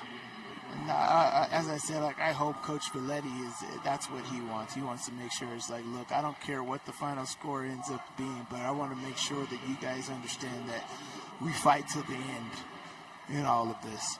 12 wins for Springville this season. Phenomenal season. Obviously, they're going to lose a lot of seniors. Right. Zachary Henderson, Lisi Valetti, Tuan Naufahu.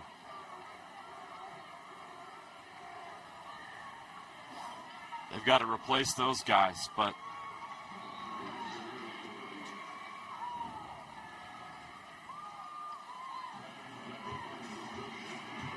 Max Harris, Trayton Harris is a junior. He'll be back, but Tua Valetti. Yeah. It'll be interesting to see what Springville looks like next season. Stafford Smalls is gone. Orem will have to reload, but that offensive line is all back. My goodness, that's a crew. Yeah. I'm sure Orem will pop up with some they always have crazy somebody. Talent that we haven't heard of and be back here on the turf next year. Valetti stacked up.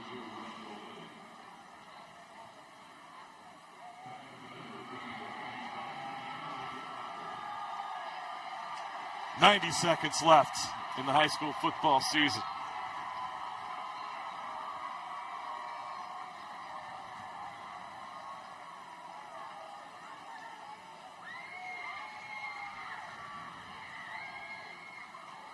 Orem has held Springville to just 114 yards rushing, while running for 200 themselves.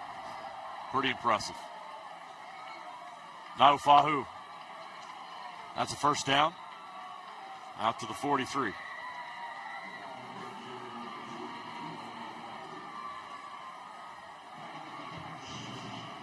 Springville has thrown the ball once in the second half. Down 35. Yeah. Well, they got sacked. Like I said, you can't reinvent yourself. No. You are who you are, and you put yourself in that position. You just kind of have to sit in it. Yeah, they got sacked on their other attempts, so I get it. It's probably the last play of the game here. Burton hands it off up the middle. Harris. That's a first down. Will they try to run one more play, or is that it? He said they'd run the same play here, so they're going to run the same play to Max Harris here and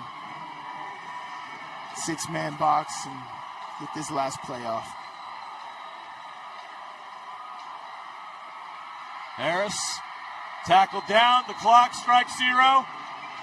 And the Oram Tigers are back. 5A champions once again. In dominant fashion, 42-7. Over their region rival, the Springville Red Devils. An impressive performance. The drought is over. The Tigers are back on top. This is crazy, right? 4 years is a drought.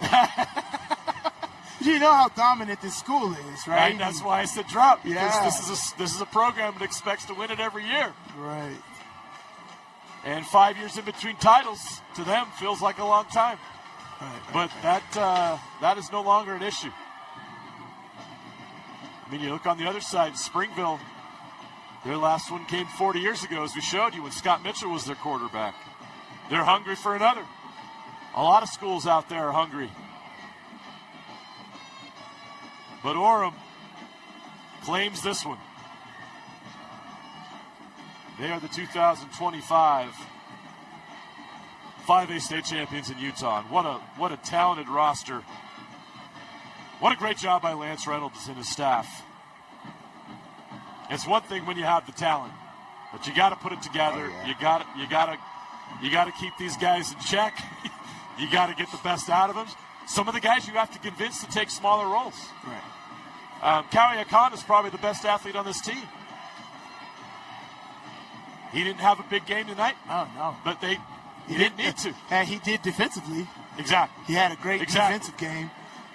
He didn't have 3 touchdowns, but you're right. That's a great point. He played great. He made some great defensive plays. That young man right there, he hogged all the touchdowns. Isali, I took them all. You know what? I think the key word is took. Yeah. That guy made the most out of his opportunities. From the first carry of the game to the interception to the kickoff return to the forced fumbles, the tackles made at the line of scrimmage, being extremely aggressive in stopping this potent rushing attack by the Springville Red Devils. Isali made the most of his night tonight, and I can't wait to see him in red here at this stadium. Absolute talent. And this whole team is absolutely talented. We've seen it so much, right? We talked about how great the West Panthers were and how anemic they looked against this team. That was crazy. And you got to give Orem credit for that. Orem is absolutely freakishly talented, and even more importantly, so as you alluded to, very well coached. Yeah. Right? And these guys rallied around and believed and made it happen and tested the waters all season, fighting through this crazy Region 7, losing 2 games on the year and having this impressive 42-7 state championship victory. Well-deserved state championship for the Oram Tigers.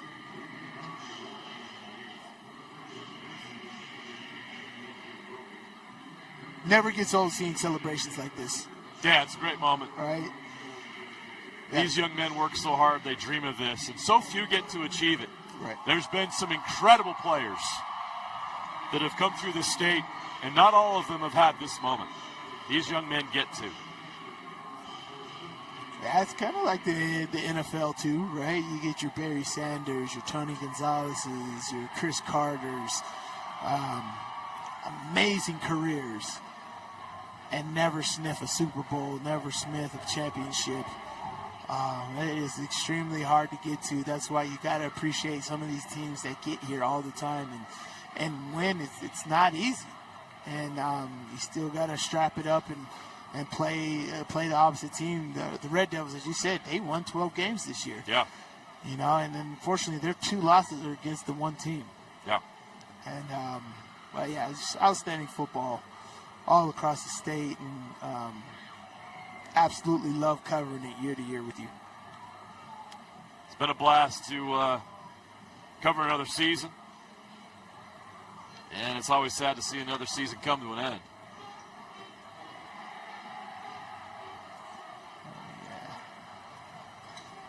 It's a lot of dominance. That's the word I'm going to think of when I remember this season, is just dominance. Orem, Corner Canyon, Ridgeline.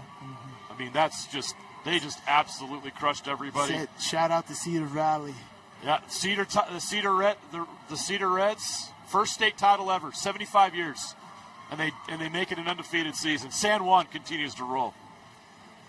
Just dominance. These teams left no doubt. We didn't have the crazy wild finishes up here that we're used to. We didn't have Lehigh Timpview that we saw a couple years ago.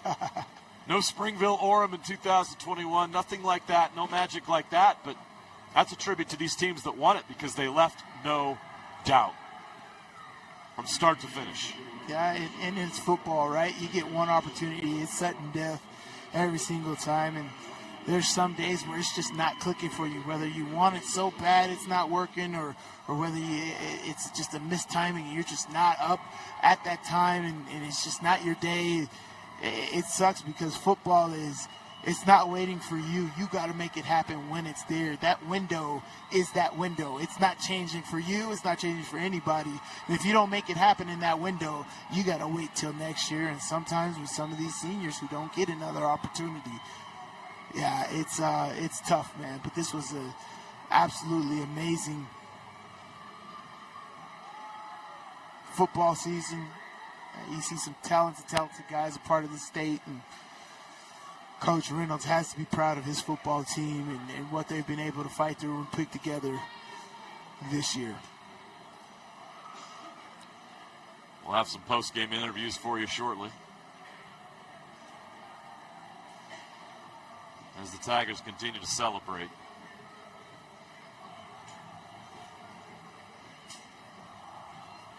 Yeah, man, it's photo op central after games like this, right? From the cell phones. Oh, you want to capture every single second of this because moment. You work so hard, you work years for this, and then in a moment, the moment goes so fast. But there's so many people that contribute to these things, right? Yeah. You know, from the parents to the volunteers to the school personnel, administration staff. You know, this isn't just a victory for these players. This is a victory for a lot of people, and for them to all be a part of it. These fans that showed up today, there was absolute spectacular attendance ever since 10 a.m. today, right? These stands were packed for all of these teams today, and just impressive all the way across the board, and very happy to see the support around the state of such an amazing sport we have in this football game, and how it's growing in this state.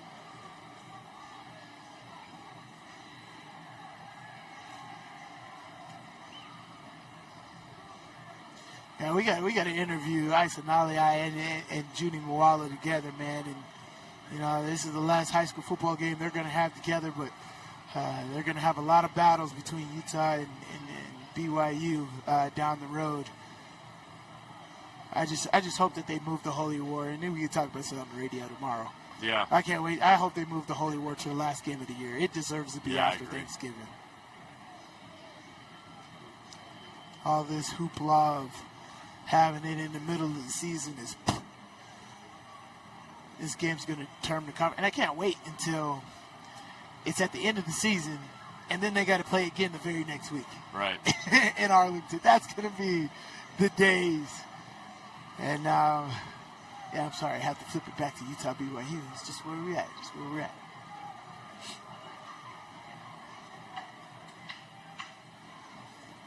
Here we go. Here is a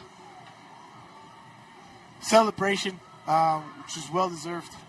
And these kids deserve all the happiness, these coaches, the staff, these cheerleaders, these fans. They deserve this moment like everybody does. What a season for the Oram Tigers. They're going to finish 12-2. They went undefeated in Region 7. And just ran right through the bracket in the 5A state playoffs. Never a doubt. They are, without a doubt, the best team in 5A this season. You know what I'd pay money to see, Sly, is Ridgeline versus Orem. You know, I agree, man, because, you know, talent is talent, right? And scheme is scheme, and well-coached football teams are all the way across the board, right? And all of these teams from Corner Canyon to Ridgeline to Orem are all well-coached football teams. Let's go down to Kayla Kiesels, who's standing by with Junie Moala. Congratulations, massive game for you guys. You were making plays all over the field, both sides of the ball. What type of mentality did you come into this game with? I mean, coming in, we wanted to kill. We wanted to come out. I mean, just like last week, we wanted to prove that we were the 1 seed, and we wanted to come out here and dominate. What do you think a win like this with this group of guys says about this team that you have? It's just trust. It's brotherhood. It's love. At the end of the day, those early losses against Rocky Mountain, Lone Peak, that's what, you know, helped us build to this moment right here. We took those setbacks, and we made them setups for this success for sure. Looking back on this game, years to come, what's going to be the moment that you remember? I think, just all of it, man. I love the practices, the SUU, everything, man. It's great to be along these guys, the D-line, and then the coaches as well. Thank you so much. Thank you. Junie Moala now headed to BYU. Yeah, caught a touchdown last week. I know he probably wanted to get back into the end zone. Yeah, he's like, where's my touchdown? Yeah. I think he liked that. Let's go back down to Kayla, who's standing by Taden Kava. Congratulations. You are a captain on this team. What has it meant to you to be a leader and captain on this team? It's been a lot. I know ever since March, these boys has our captain's back, and we know the captains have their back. I mean, we fell in love with each other. We're like a brotherhood. We're like a family out here, so that's why it hits hard so much. From the start, you guys came out strong on both sides of the ball. What was clicking to allow your offense to have that type of rhythm? Hey, we knew if we had a quote yesterday, play as a team, not talent, play as a team. I knew if we play as a team, no one could stop us. We played like last week, came out firing on all balls, all cylinders, so it was a hell of a ride. From the start, like I said, you guys came out strong. Walk me through that first touchdown drive, because you guys did not let up after that, after you put some points on the board. I mean, hey, number one, he put the team on his back. I mean, this is home field next year. First play of the game, hand off, 60-yard touchdown. They didn't have to do nothing. Catch the ball, hand the ball off to him.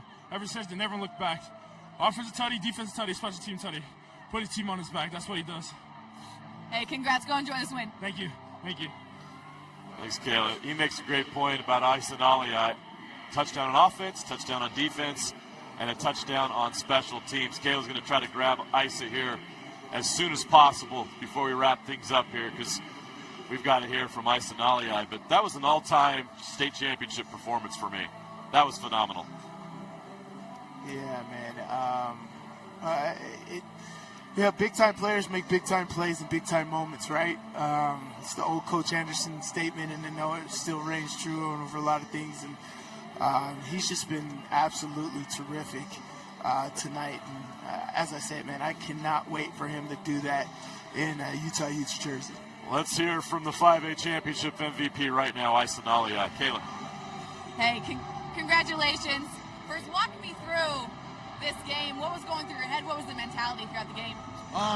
The mentality was just not to overlook the other team, but also on the other side to play our game, and I think we did that tonight.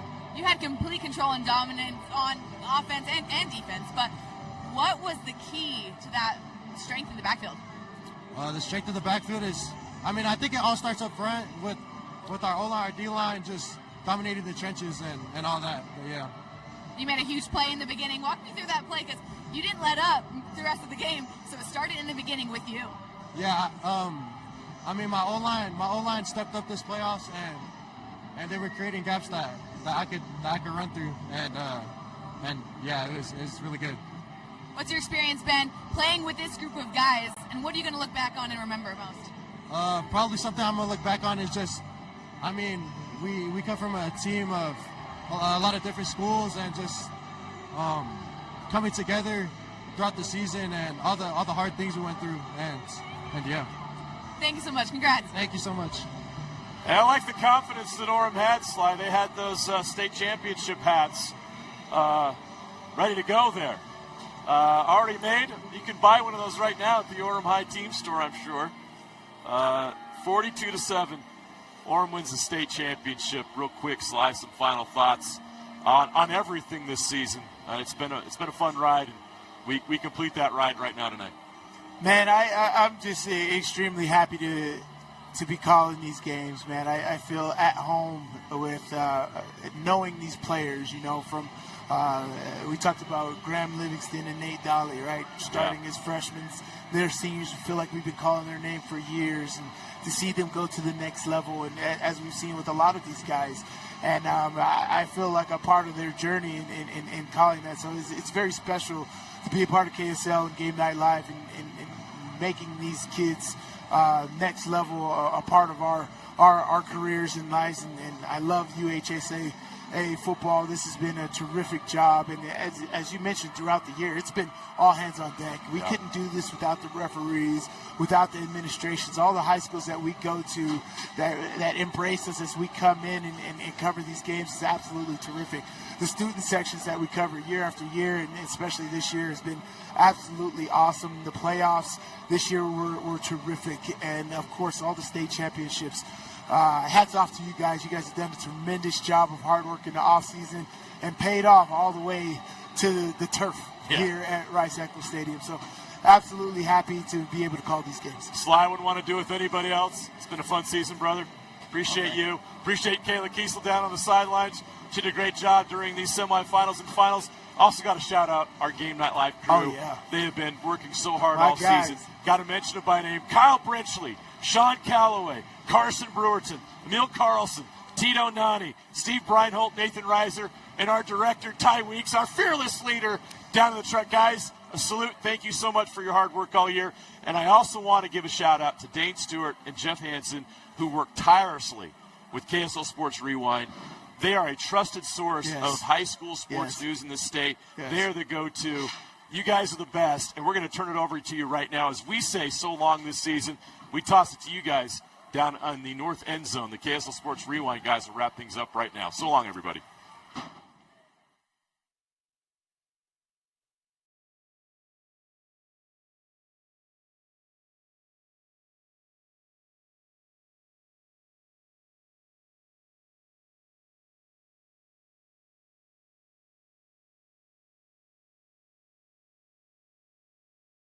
T.I. single gutter. The Golden Tigers of Orem, your 5A state champions after a 42-7 victory over Springville. Thank you for joining us for our 5A championship postgame show. Dane Stewart, Jeff Hansen, Coach Freckleton of Bountiful High School here with you. Gentlemen, we talked about the start of that second half. Would be interesting to see kind of how it started. It started all Orem, huh? Yeah, man. Look, you got a game plan in the locker room. Hey, here's the adjustments we're going to make. We got to get one stop. We're going to get right back in this game. Well, you're down 2 more scores before you even get the ball. That was crazy, and well done by Orem. I mean, they saw the opportunity there after the big kickoff return by Isali to score, who, by the way, defensive touchdown, special teams touchdown, an offensive touchdown. That's a pretty good day, pretty good state championship game. They go out, and they see that opportunity for the onside kick. And look, there's some questions. I got questions immediately after it happened of like, hey, up 28-0, is that bad form? They saw an opportunity to go get to the running clock and to really, that's the knockout blow, right? So credit to Orem. They saw whatever they saw. That's going to be an opportunity for them in the special teams. They took advantage of it, and that's pretty well all she wrote from there. Coach? I agree. Gutsy call, but, something they saw on film told them that they could execute that opportunity, and to do it and do it the way they did, there was no question. It was over. It was go for the jugular moment. I feel a little sheepish because I asked the question. It was the last question that we talked about at halftime of, hey, Orem, with how good their defense has been, do you feel like the offense is maybe comfortable? No, because it was like, we're going to go win this thing, right? We're going to take care of business. We're going to get to a running clock, and it was all she wrote. Isali. I mean, we dabbled in a little Iceman before the game, but my goodness, Jeff, you talk about how good he was today. I mean, that's a championship performance from that young man. Yeah, I mean, what a way to cap off your high school career and to do it on the stadium that you're going to eventually play for. Like that's a pretty cool moment for him. Special football player, and really, when I look at this Orem team, it was all of the stars who really came up and made big plays. Lopeti Mawala had another couple of sacks today to cap off his high school football career. Kawe Akana had a couple TFLs, had a big catch, had the onside kick. People forget he's a soccer player. He likes to kick. He's been a kicker for a couple of years to execute that onside kick. That's a cool moment. The big names came to play, and Isali, man, he put the exclamation point at the end. Just a great performance from the biggest names on the team. It's pretty fascinating when you look at the stats from this game. Each team threw for only 91 yards. That's crazy. Which I did not have that on my radar coming into this game tonight. The balance of Orem, they ran for over 200 as a team. I'm just going to read you these stats because this is kind of crazy. Naliai ran for 68 yards. Remember, he had a 60-yard rushing touchdown. Kaava ran for 38, Curtis ran for 36, Stonebreaker ran for 32, and Bills ran for 32. You had 4 guys who were all between 30 and 40 yards with Naliai's 70. It's how you get to your 200. There wasn't a guy. I mean, Naliai was the guy for Orem today, right? But he only had the 2 carries. There wasn't a guy out of the backfield. It wasn't a impressive passing performance. This was a team win by Orem. I mean, the defense played spectacular. The offense was balanced. The special teams executed big plays, including the onside. I mean, Coach, this was a pretty dominant effort. For sure. And, football's the ultimate team sport. You got to have everybody working in the same direction, and for everyone to show up and play at the level they did, that's championship football. And credit to that team and the way they work together and support each other, and they have this moment forever. Tough result for Springville. Obviously, it was a 3-point game in the regular season, and a game here that really kind of got away from them early in this second half.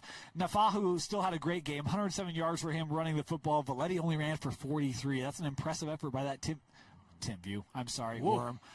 You can make some mistakes, man. I don't know about that one, though. It's a really impressive effort by the Orem defense to limit him to just the 43 on 9 carries. So really nice job against him. The Orem defense, I thought, was super impressive all night. Yeah, I agree. I thought their defensive line played well. They made plays in the secondary. Those linebackers are so aggressive. They're kind of the unsung heroes of this defense. The way that Kojima and Zeki, the way that Zeki Vaea, there's my mistake. It's getting late, folks. The way that those two are able to fly around and just make plays, they're all over. But really, it was all 3 levels of the defense. They played really well. You mentioned the defense earlier. 3 sacks for Orem today, 8 TFLs. They continue to play behind the line of scrimmage, made it tough for this Springville offense to find any traction in this one. So there you have it. Orem, your 5A state champs, this first one since 2020. Congratulations to the Tigers. And great to see Springville back here. I know the last couple times they've been here have been disappointing.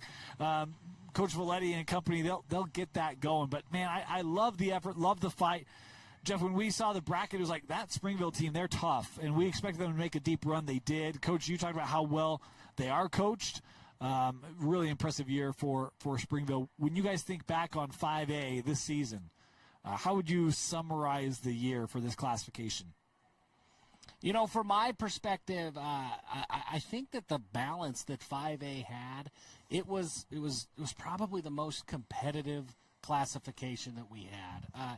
I think a lot of people probably would have circled Orem as being the eventual state champion. I think that result isn't super surprising. But when we saw this bracket come out, I mean, really, you could go 1 through 9, maybe 1 through 10, and say, yeah, there's a pretty logical path where these 4 teams get to Rice-Eccles, right? And so when you see that and it's that competitive and you have some upsets along the way, I mean, that means you got the classifications right. That means there's a lot of good competitive football.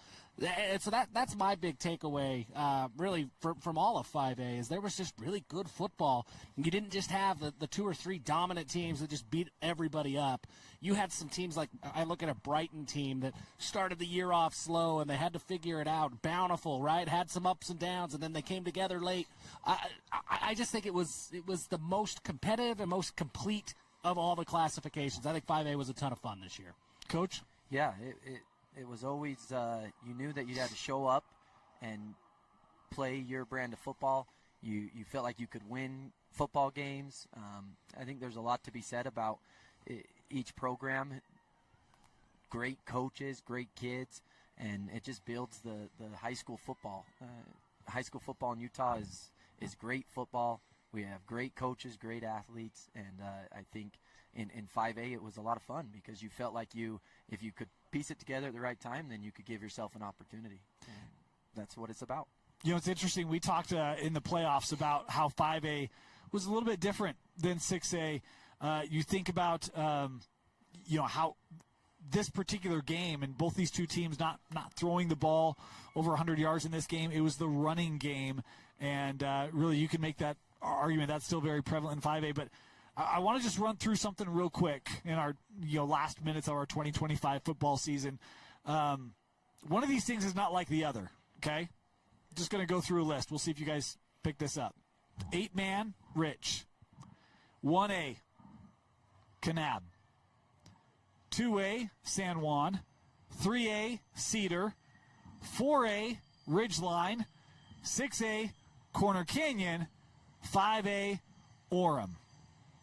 Yeah, I got it. One of these is not like the other. You guys got it? Guess? No, I'm stuck in 5A right now, so okay. I won't go that broad. There's only one class that didn't have the 1 seed win at all, and it's right here in 5A. And to your point, Coach, I think that's what made 5A so much fun is there were so many teams that they were right there, that you feel like you could make a run. There wasn't that juggernaut that just it's like, oh, everybody's kind of competing for second place. Like, look, 4A, everybody was chasing Ridgeline all year long, and everyone kind of knew that. And Corner, look, you win 3 state championships in a row. Everybody's chasing Corner. 5A, everybody thought that they could win. I mean, and that was what made 5A so much fun this year. Very balanced, very deep. We knew how deep this classification was from the very get-go, right? You talk about Region 6 teams. We knew how good Orem would be. Springville, I think, was better than I thought they'd be. We had, expectations for Bountiful, even though you guys graduated, guys. Fekitoa coming back. West obviously had there was a lot of expectations at the top of 5A this year. Super fun classification to be able to cover, but it is the Oram Tigers coming out as the champions. There you have it. Season's done. Always kind of one of those days where like, well, I guess we have 9 months to go. Yeah, it is a weird feeling. You wake up, it's still football season, but then you go to bed and football season's over. I don't know about that. It feels weird. I mean, Coach, you've been on both sides of this kind of last game of the year. Certainly better on the winning side, but what goes through your mind as a coach as you're in the locker room last time with your team?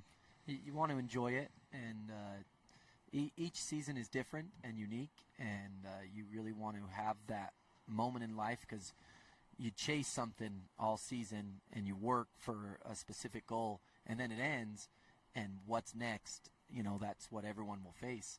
But you want to take some time to enjoy the team you had, the relationships you built, and the memories that were made.